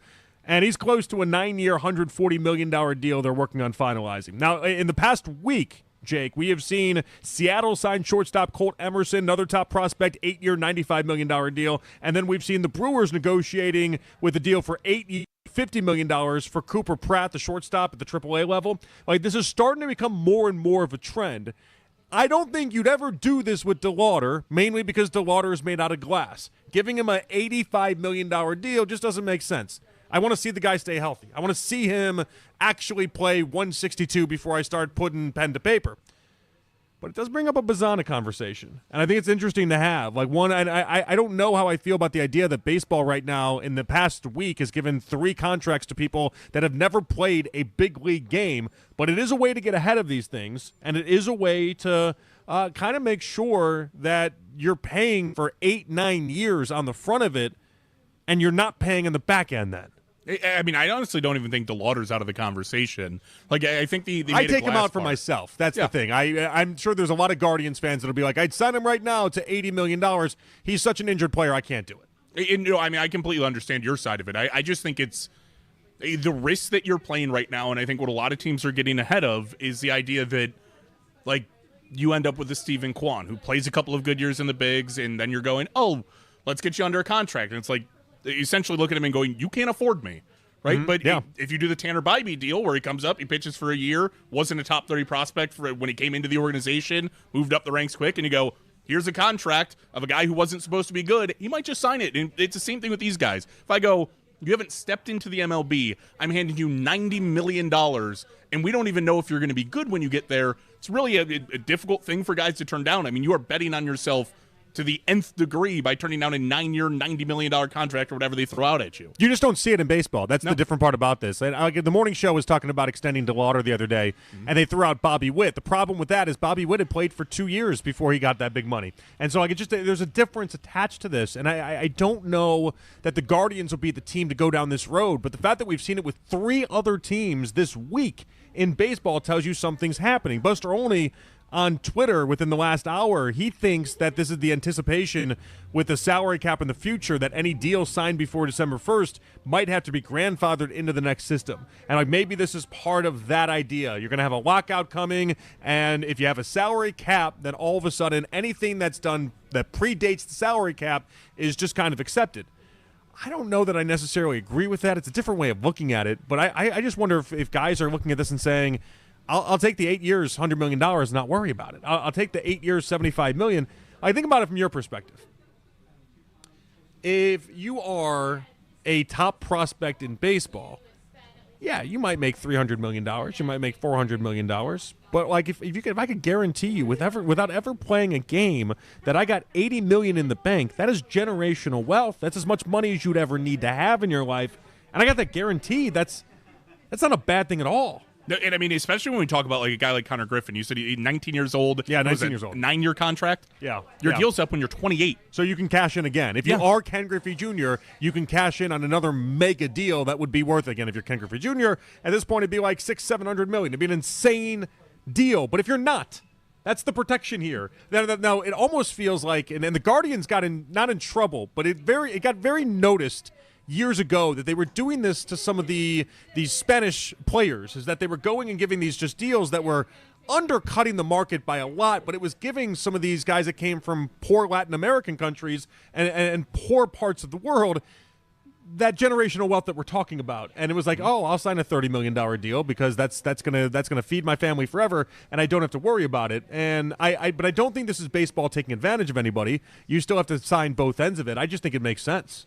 And I mean, talk about if you want to put the Guardians into this mix and talk about Travis Bazzana, look at the organizations that are signing these deals. The Pittsburgh Pirates, they don't pay anybody. You have to think this way, yeah. Pirates, Mariners, Brewers, it's 3 teams. Mariners spend a little bit more, but they're still on the lower end relative to the market size that they have.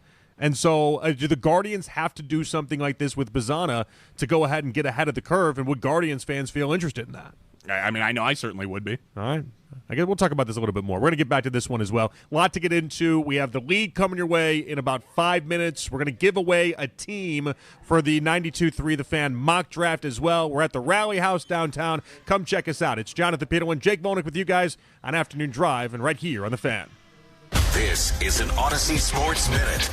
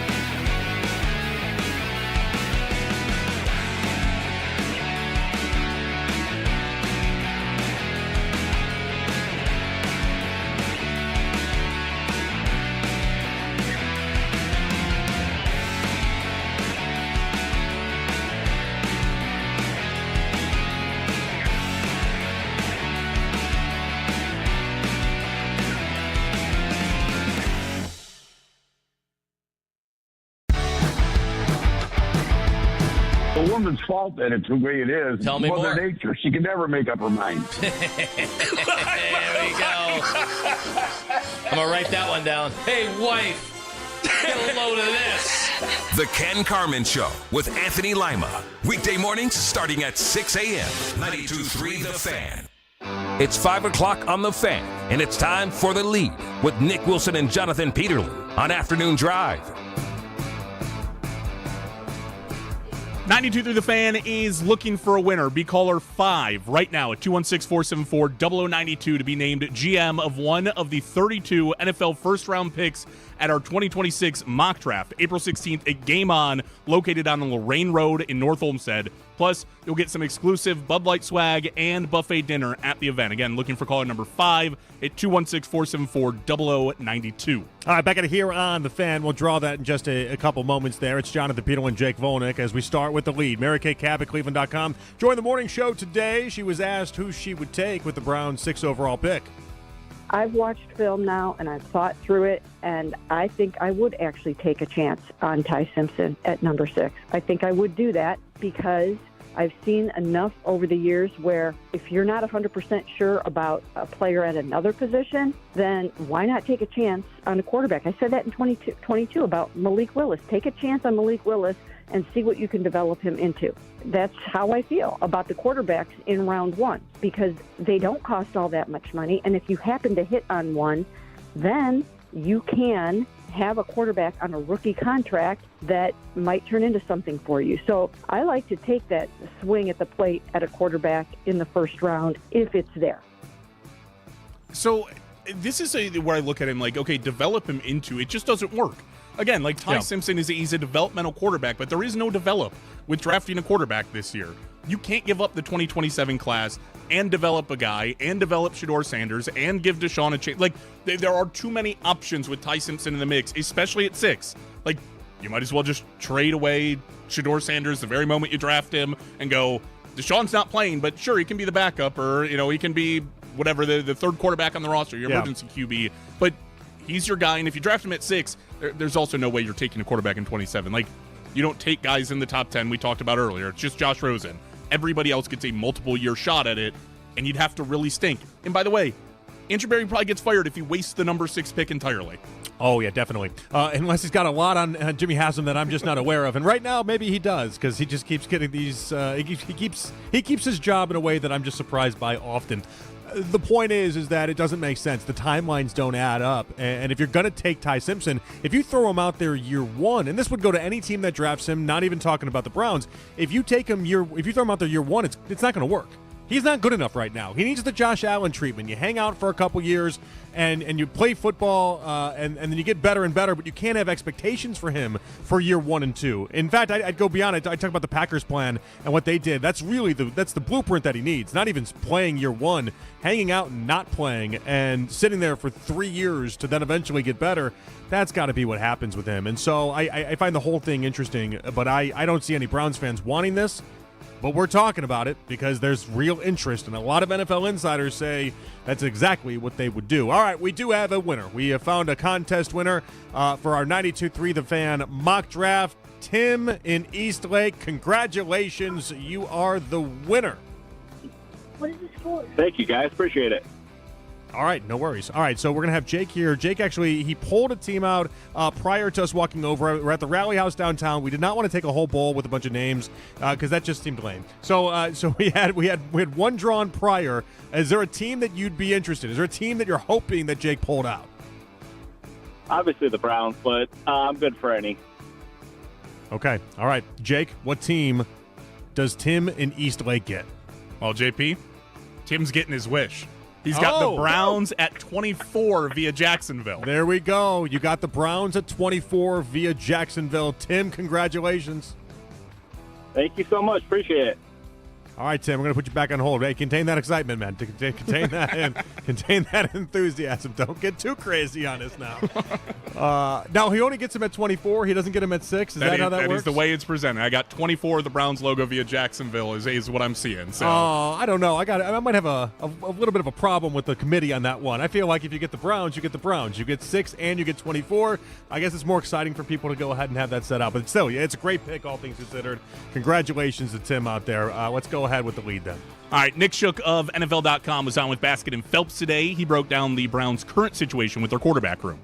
We know that they don't have an answer. We know that the fan base would prefer that Shedeur take 3 steps forward and become the guy. But the Browns are being realistic with it, and also acknowledging that they still have Deshaun Watson on his contract for at least one more year. And if you're going to get something out of it, you might as well hope that maybe he makes some unexpected, significant turnaround and becomes the guy that you always thought, or at least hoped that you were going to get, which is kind of what explains why they've taken this approach. I think they're also just leaving every option on the table. I mean, you might as well give them a shot to go try to win the job. And if it doesn't work out, well, guess what? That's been the story of the last 4 years. So why not make it a 5th year? And you're looking at this, situation at quarterback going into the new season. You think who has the higher ceiling? Probably the guy that once did it before. But I think that it's still a relatively low ceiling on both. So, again, you might as well give them both a shot and see what you have. And maybe a coaching change helps with that. Maybe a whole year off helps with that. But if you're asking me, I'm not keeping my expectations very high for him. I think that, as we all kind of understand at this point, they're going to be in the market of the position this time next year anyway. I mean, I don't think Nick is wrong, but I do want to open up the possibility to Shedeur Sanders playing good enough where it forces a question. I don't think that's ever going to be the reality for Deshaun Watson, but yes, this entire season is built on the idea that you get to boom or bust quarterback spot, and if it booms, then great, and if it busts, then great. You're set up for 2027. No problems to me. Yeah, I mean, that was always my view, really, on the Browns' entire approach this year was kind of take a boom or bust approach. If you don't add a wide receiver, you add a guy in the draft, if he booms, it's probably not going to be the difference in you being a great team. Like, unless whoever you draft ends up being Jamar Chase, might add a couple wins on and hurt you, but quarterback spot, definitely. I just always wonder, like, when people get upset by the entire Deshaun thing, it's like, they were never going to tell him, you stink, it's a swing and a miss, we're never playing you. That would have boxed you into a corner they did say swing and a miss last year. They did last year. They did say that. I'm saying they were never going to double down on that and be like, we're not playing Deshaun. You would have boxed yourself into a corner if Shedeur got hurt into, well, our only quarterback is. Well, I think they're serious about it. I think they're serious about giving Deshaun Watson a chance. And so, like, did they have to do this? No, they didn't have to. They could have just pretended as if he was being given a chance and then not give him a chance and sign somebody else. But this is the route that they went down. And we've talked about that a lot. We'll talk about it more coming up in about 15 minutes or so. It's not that bold of a play, all things considered. I think people think that it's this massive thing. No, if you're not serious about 2026, it's not a crazy thought to then just let the quarterback roster play out as is and then find out where you are at the end of the season. I know people don't love it because it's a lot of inaction, but it's the reality. Connor Rogers, NBC Sports, joined us last hour. We asked him what an ideal scenario looks like for the Browns with their 2 first-round picks in the draft. I'd love to get an offensive difference maker at 6, how they stack that up between, I would imagine, Carnell Tate and Jordan Tyson. Tyson, it's always going to come back to the health. If he didn't have that, he would be, I think, the consensus top receiver in this draft. But that's a fair concern where, you take Carnell Tate and maybe you just feel good about that kind of pick. So you get your number 1 pass catcher at 6. Well, let's see how the tackle class ultimately falls at 24. Does Monroe really make there? We'll see. Even if he doesn't, you have other options in this class. And guys I like Caleb Lomu more than most as well. I have no problem taking a Caleb Lomu at 24 and coaching him up because he's a really, really good athlete. If you look at that, you shore up your offensive line, you get a number 1 pass catcher for your offense, and then you're kind of free at 39 to improve the team the way you need to. So I've gone back and forth multiple times, and I've made this very clear. I haven't been able to come to a conclusion whether I'd love to go wide receiver, left tackle, or left tackle, wide receiver. You've been going back and forth, or you've been doing some flip-flopping? I mean, a little flip-flopping, but I've left it. I've been very open about it. I'm like, I can't make up my mind. At the heart of a flip-flop, that's all we really ever ask. Just admit the flip-flop. At the front of it, be like, I'm flip-flopping here, but here I am flip-flopping. I told people that I flip-flopped, and I told them there's a good chance I go back and forth, probably 10 times by the time the Browns At some point, you got to be decisive. At some point, you got to stand your ground. It's great, JP, I because don't know that you get unlimited flip-flops. I think we've reached the stand my ground. I think I'm on board with where Connor Rodgers is at now. I think that's where I've kind of landed. You shouldn't be talking to Jake Volnick on whatever day he feels like Jake Volnick. I need some consistency there. Oh, the consistency is wide receiver and left tackle in the first round. All right, but right now you're like a bipolar draft artist. Is that the idea? Yeah, kind of, a little bit. All right. But I'm landing right now. I think I'm pretty solid in that I would like to go wide receiver at 6, Carnell Tate, and then take whatever left tackle is left over at 24. If you have to trade up from 24 to move up and make sure you get a left tackle, I'm fine with that too. Just I go get the pass catcher first, worry about the offensive line after, because I think you can ultimately roll out what you have right now, and it's not what I like, but you have an option where at wide receiver, there's nothing sitting there waiting in the wings. You don't have anybody else waiting to come help you in the room. You have what you have, and you need an upgrade. I'm going to do you a solid. I'm going to treat you. I'm going to be Regis Philbin, and I'm going to ask you, is that your final answer? Okay. And because I feel like that's what I'm gonna let all your fears just kind of wash away in this moment, okay? A little part psychiatrist, part Regis Philbin. I'll just kind of make sure. I'll let you know right now. You are leaning Carnell Tate at 6. You have expressed a desire for Carnell Tate at 6. You seem like you really enjoy Carnell Tate at 6. Lock that puppy in, okay? Lock Carnell Tate in at 6, and then let's let that be. All right, we'll lock it in. Carnell Tate at 6. That's where we stand. I knew we'd get there with you. And now for the next, I don't know, what do we have? A little less than a month. 20-something days, 21 days, something around there. You just go Carnell Tate at 6 and just keep hammering it. There's not a flip-flop. I thought about it for a second. There's no flip-flop. You going to flip-flop on me right there? No, not right there. You just final answered it. No, I wasn't going to flip-flop there. I almost tried to leave it open. We're locked in. Carnell Tate at 6. Doors closed. There's nothing fun about pounding the table about anybody at 6 in this draft, but I'll go Carnell Tate. It is fun, though. Just pounding tables in general, a lot of fun. And then you do that, and you're like, oh, no, we spilled everything. There's a lot of really expensive equipment on here. What am I doing? I'm going to owe people all sorts of money. Odyssey NBA insider Nick Friedel joined us at 3. He told us where he has the Cavs stacking up against the rest of the Eastern Conference.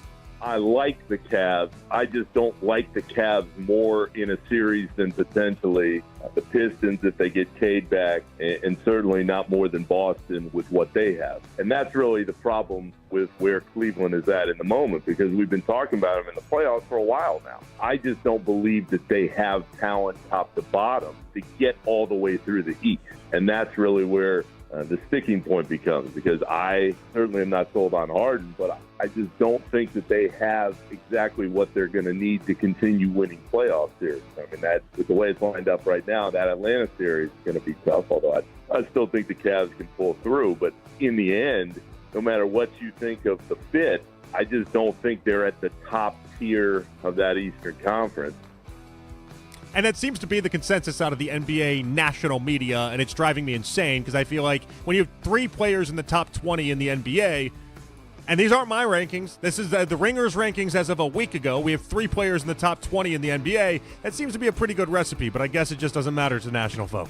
I mean, and listen, it's not the end-all be-all. We've watched teams with really good players be assembled that don't end up being good, but I think they've passed like the Brooklyn Nets threshold with James Harden, right? With Kyrie and KD, I think you've already climbed beyond that to the point where, yeah, I mean, I think it works. I also don't understand the depth part of this. Like, the Cavs aren't deep enough to make that. Detroit's not deep. Boston's really not that deep. I mean, Detroit's Cade Cunningham and a prayer. Yeah, that's all they are. They're a dream. And he might not even play. I like Duran, but like that's all they have going for themselves. I'm right there with you. I think it's insane to kind of talk about the Cavs the way that some of these people are. Now, is there any part of you that worried when I slammed my fist down into this table that the table itself was going to break? It was not a fear that I unlocked until after I hit the table and I realized we're not back at the studio where this stuff is actually made of real things that won't break. There was a chance this whole thing breaks. No, I was actually pretty confident. I didn't think anything was going to happen. I think we're fine. It's just, I'm 6'2", 230. Everyone acts like I'm 5'7", 180 for some reason. For some reason, I'm like the David Eckstein of sports radio host, and I don't know how I got here. No part of my might, my strength could have gone ahead and just boom right through the wood. I don't think either of us sitting here could generate enough force while sitting to crack this table in half. Sounds like a lack of belief in me. I don't know. It's a lack of belief in myself, too. I'm right there with you. Also now sounds like a challenge, if I'm being honest. And Listen, we got until 7. I kind of want to take that on. Maybe we'll have it. Maybe try it at about 6:40. I don't know that we want to do this with no table for the next 2 hours. All right, good call. 216-474-0092. One pundit talked about Deshaun Watson in a way that I believe. And is there any part of you that wants to see Deshaun play? We'll do that and more next. This afternoon drive at the Rally House downtown with you guys right here on The Fan.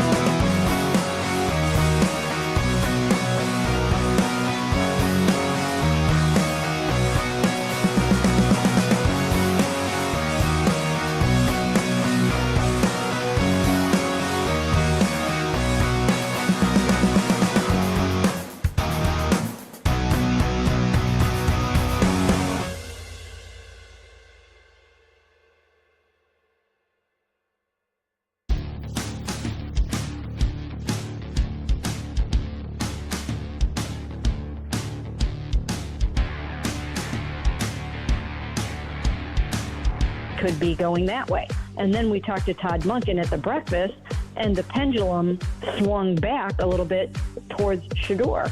And I think, maybe that was by design. Maybe that's how they want it to be. Listen for Mary Kay Cabot from the Plain Dealer in Cleveland.com. Tuesday mornings at 11 on Cleveland's Sports Radio, 92.3 The Fan.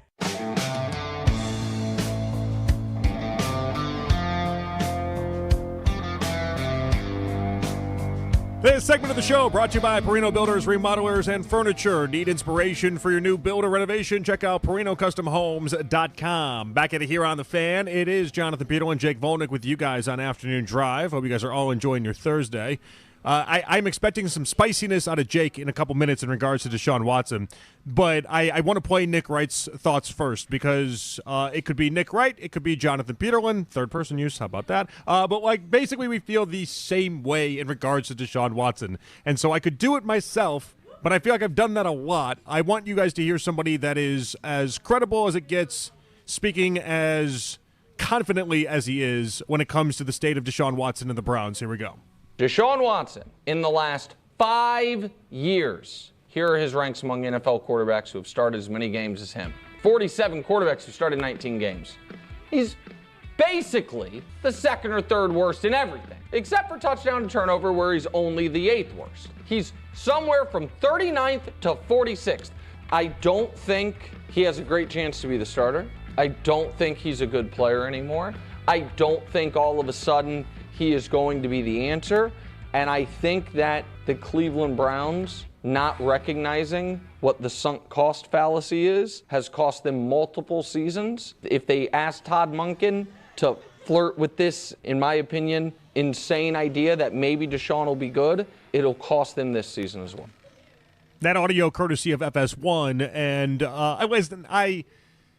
I can't agree with it more. If you start Deshaun Watson, this season's gone. Now, you might make the case in the argument, if you're an anti-Shedeur guy, that if you start Shedeur, the season's gone. I would rally against that and say, no, we don't know that with certainty. There is at least a chance that exists out there that, yeah, Shedeur didn't have the right pieces around him last season, wasn't given a fair chance, and is able to grow into being a really good quarterback as early as this season. Is it the most likely thing to happen? Probably not, all things considered. But does that world exist? Yes, it does. Is there a world that exists for myself where Deshaun Watson does anything but waste everyone's time in 2026? I can't find that world. To me, that world does not exist. And so I agree with what Nick had to say. But I want to open up to you guys at 216-474-0092. But I want to issue you, Jake, because you seem to think that not only is there a world out there that exists for Deshaun Watson to play, but we should be considering it maybe more than some people are. Yeah, and I mean, listen, first thing on the board, I'll kill it before it starts. I'd much rather see Shedeur play. That is okay, good. That is number one. Yeah. But there is a part of me that I sit here and I go, I am still interested to see what Deshaun Watson has. This is why I think the competition is still a good idea. This is why I think Deshaun is still a good quarterback to push Shedeur for the starting job. It's because we sat there and watched him play, and he was awful. There's no argument against how bad he was. For 3 years. But what quarterback has Kevin ever made look good in a Browns uniform? So, and this is, I think, it's going to be the prevailing argument when we get towards the camp and everyone else, and we really dive deep into this Deshaun versus Shedeur discussion. I think a lot of this, the shrapnel in this discussion, is going to fall back on Kevin Stefanski. I think that's where everyone's going to go. And I'll tell you right now, that is the very best argument that if you're a Deshaun Watson supporter, that you can use. It's the one I would go to consistently. The idea, well, we didn't see him with anybody but Stefanski, and there's a reason why Stefanski's fired, and I don't know that Stefanski knows what he was doing. I can't, for years, be an anti-Stefanski guy and then tell you that is not a legitimate argument in the discussion. Now, I would argue back and say, I even football reasons aside, I don't think the man can stay healthy.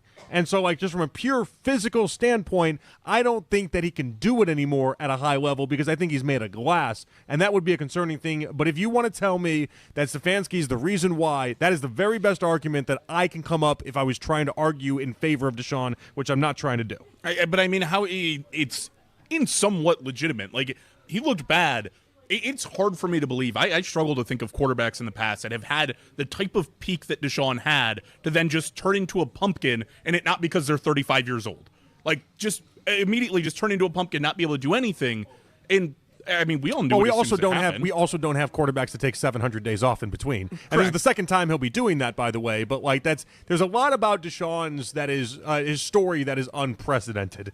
Like that's part of that is baked in. It's like, how would you ever see somebody go from having a season that has only been done 4 times in NFL history, which is throw for 4,800 plus yards, 30 plus touchdowns, fewer than 10 interceptions, and lead the league in yards per attempt. Only 4 times in NFL history that season's been done. Deshaun Watson is one of those guys. How do you go from that into what it was?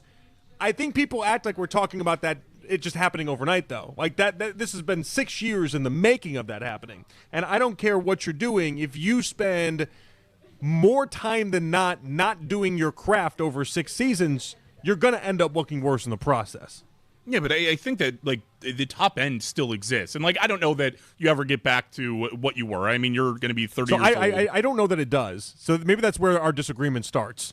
If you think the top end still exists, I just flatly disagree with that. Like, I don't think that's a part that exists in Deshaun Watson's body anymore. Like, I don't know that he gets back to the Texans, but I don't know that return to, like, NFL starter quality, like, even middle-of-the-road NFL starter quality is, like, entirely ruled out. And we knew that Kevin and Deshaun was far from a match made in heaven to begin with. Don't think Kevin wanted him in the first place. Never fit what Kevin wanted to do. Nor did they ever truthfully design an offense that was built around, let's see what Deshaun has. It was the mix of the Ken Dorsey offense and the Kevin offense that still had him doing a million different things he was uncomfortable with. And the offense just stunk, period, around him as well on top of it. So it was like, do I think that he's going to be an answer for you? Do I think he's going to answer your quarterback question? No, not at all, really. I mean, there's a very small part of me, but is there something that goes, is he really as bad as we just saw for the last 4 years, or, you know, whatever, with the time off and injury, the last 4 years over, is he that bad, or was Kevin making him look significantly worse? I mean, we know what Bill O'Brien did in Houston, was basically call up Dabo and the guys at Clemson and be like, hey, what made Deshaun good? How did you make it work? Maybe that's part of where I'm not buying 100% into it, is that, like, it's not like Bill O'Brien's some awesome quarterback whisperer. No. It's not like he's got some great resume attached to himself. And so I don't think you needed, if the top end Deshaun still existed, I don't think you needed some Kyle Shanahan type coach in order to get that out of him. Like if that existed, Stefanski, with all his flaws, I think still would have been able to get something out of him. I don't think he was able to get anything out of him because I don't think it exists. I think that part of Deshaun was buried at some point throughout the previous 6 seasons. It's dead and gone.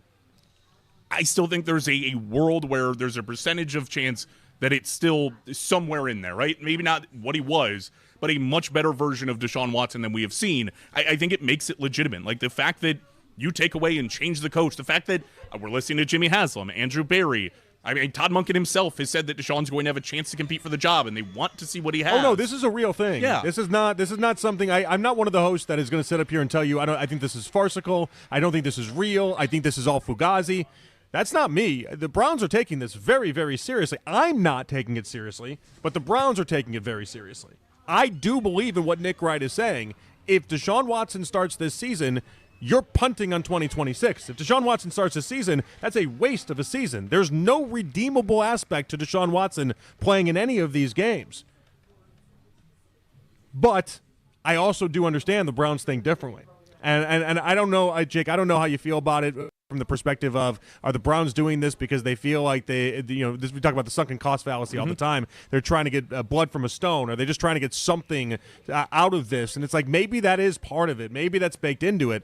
But I go back to what I've been telling you all day about 2026. If you're not serious about the 2026 season, then you don't have to be serious about your quarterback spot here either. And you don't have to be serious about what you get out of Deshaun Watson. You're just wasting time. You're just passing the days is all you're doing. But see, this is where I'm Shador first, because if I'm just going to waste the days, I'd rather just waste the days with Shador to figure out if I have something. I would too. But I don't even think in the Browns' mind it can be the the sunken cost side of it. Like, you can't be like, let's tap into the very last thing we have. Their goal is to find a quarterback. You have a guy who might be there. The idea is you think that whatever Kevin was getting out of Deshaun was a direct correlation, and you think there's a chance that he still is, maybe not the quarterback you paid $230 million, but a quarterback that you can move forward with. I think they have to be under that line of thinking if you're legitimately going to play him above Shador. I think that maybe Jimmy and Andrew are a little bit clouded in their vision, but I think they have that thought process. I just love the revenge side of this towards Stefanski, if that's their thinking. If that's like, is Stefanski screwed him up, and this is how we get it back? Because I don't think that's ultimately what cost Stefanski. The idea that it's like, we'll fire him, so hopefully we get something redeemable with Deshaun Watson. I don't think that's how that went down. I just don't. But like that idea that Stefanski's the reason and the problem. Again, I'm not buying into it, but it's the best argument that anybody can come up with in regards to Stefanski and Deshaun Watson and trying to save Deshaun Watson. I mean, I think it exists as part of the problem. I mean, what we had heard when that trade go down was Kevin say, I can make him work into my offense. Like, I can find a role for him, even though he's not my prototypical quarterback. And he came nowhere close. Even when Deshaun was healthy, came nowhere close to making that look like a reality. Kevin Stefanski wasn't the one throwing those worm burners in Houston when he came back. You know what I mean? Like there's a difference between having the wrong scheme and the wrong fit, and then watching with our own two eyes as he's throwing the ball 10 feet into the dirt in front of wide receivers. You know, there was enough that wasn't there from a skill perspective with Deshaun that was just painfully obvious when we were watching him play these games. I mean, and like that to me doesn't fall on Stefanski. That to me falls on Deshaun. Again, I think there's like a 95% chance Deshaun is just a pumpkin at this point. But there's a 5% chance that it really did have a lot to do with Kevin. I mean, even if you do what you're good at, like if we sat here and did radio, if they moved you across the country, put you somebody that you're not comfortable with, the first few days, and I think football taking a little bit longer, are going to be uncomfortable. You are not going to be at your 100% best working with somebody you've never worked with. If they're asking you to do additional things that you're not comfortable doing, you're going to feel a little off your game. And I don't know that Deshaun ever got the amount of time, don't know that he'll ever get the amount of time with the way his body is right now to truthfully get into a comfortable feel or be set up in a position to be comfortable. I think the Odyssey's asking you to do things you're not comfortable with today, and I think you're knocking it out of the park. Well, thank you very much. Does that mean you're better? I think you might be better than Deshaun Watson in that respect. You're out of your comfort zone. Not only are you doing a show you don't normally do, you're on a remote, and you're outside of the studio, and look at you thriving out here. Take that, Deshaun Watson. If you would have given me that compliment in 2019, I would have felt great. So much now. It means nothing now. It's like I could army crawl over that bar. Is that all that is? 474-0092. I don't know if that means my compliments have gone downhill, or if that means you're just immune to them all now. I don't know. Listen, you hand me a compliment, I'm going to take it and I'm going to run with it. But it's a low bar. I don't hand them out like they're candy bars at Halloween. Like you got to earn these compliments. You got to really. Who was that? I think Meredith one day was like, I can't remember what I complimented. I complimented somebody. You can't hand them out left and right. Nobody will take it seriously. On his play-by-play job, I was like, you know what's fantastic? Like you sounded like you're supposed to. And at that age, you're like that's the whole goal. At 22 years old from Matt Crowley, you sound like you're supposed to, and you'll keep getting jobs. And then you can morph into whoever you need to morph into. But in the beginning, you'll keep getting jobs based off of that. And I get this like really like elaborate like deal. And then Meredith's like, wow, you get a Jonathan compliment. That's like a real deal because he does not do those often. And in turn, I don't know. I like to think that we hand them out occasionally. You can't hand them out left and right. Nobody will take them seriously. You can't. If you compliment and turn it into a compliment off, then no one's going to take your compliment seriously. They just think you're just I don't know, just a goober with compliments. That's all that is. 216-474-0092. I'll compliment you. I'll compliment Nick Wright. And I'll compliment the idea that Deshaun Watson is only going to hurt you in 2026. I can't find the avenue that exists where Deshaun Watson makes this team better and in turn is something worthwhile in 2026. You had a guest on last night, though, Matt Verderam, who said nobody would pick him up. If Deshaun Watson was on the open market, he wouldn't go touched. Do you buy into that? And how much studying does Monken have to do on Deshaun? 216-474-0092. It's Afternoon Drive. Jonathan Peterlin, Jake Vonek with you guys right here on The Fan. Yeah, I can't first, like, right for it. Hey, Darts fans, Matt Under.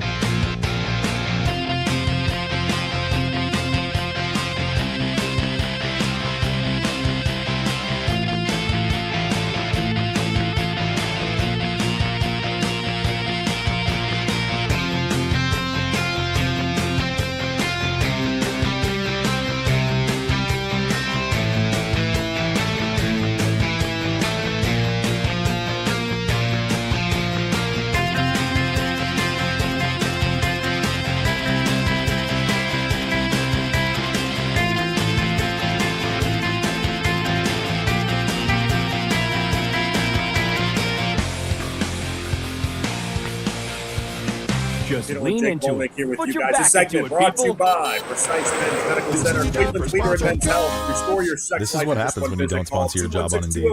Next time, get matched with quality candidates with Indeed sponsored jobs. Visit Indeed.com/hire So I think now we're coming and to the same sponsor your job conclusion here. today. What's interesting about it, though, is you kind of correct the Listen to 92.3 The Fan on the Odyssey, iHeartRadio, and TuneIn app. Do something on the football field.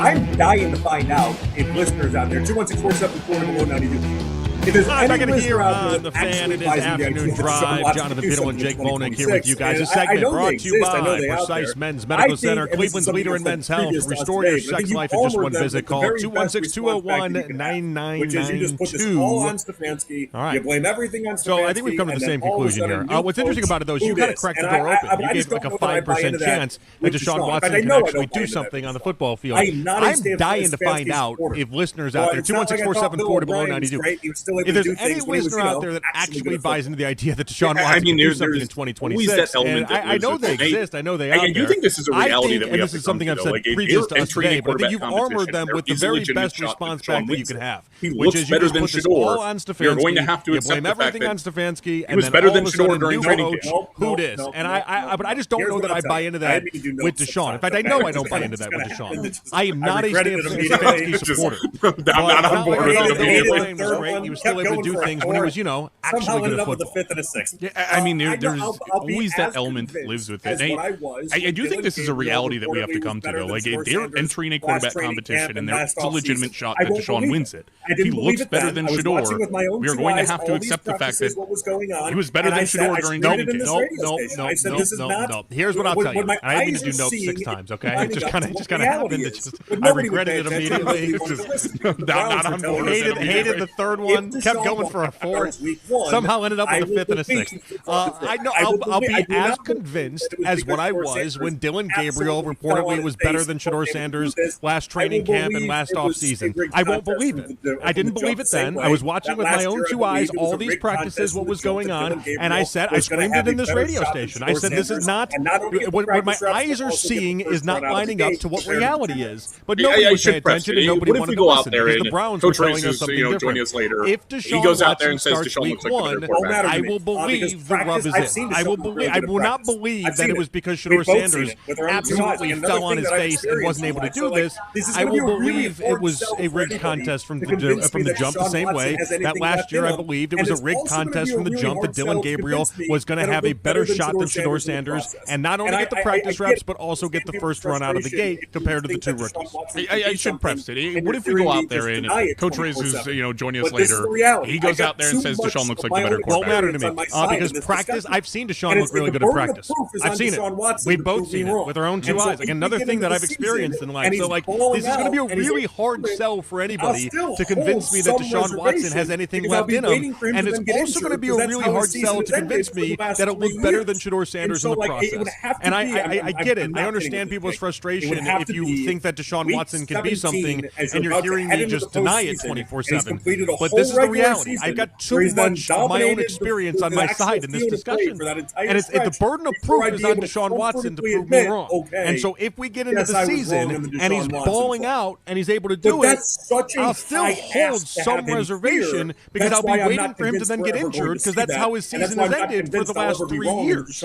And so it would have to be. Like I said, I'm on 5% chance trade. Like I'm essentially playing devil's advocate with as you're about to head into the postseason, and the idea that it is completed a whole regular just season because I where think he's then dominated the actual field of play for that entire stretch before I'd be able to comfortably admit, okay, guess I was wrong on the Deshaun Watson front.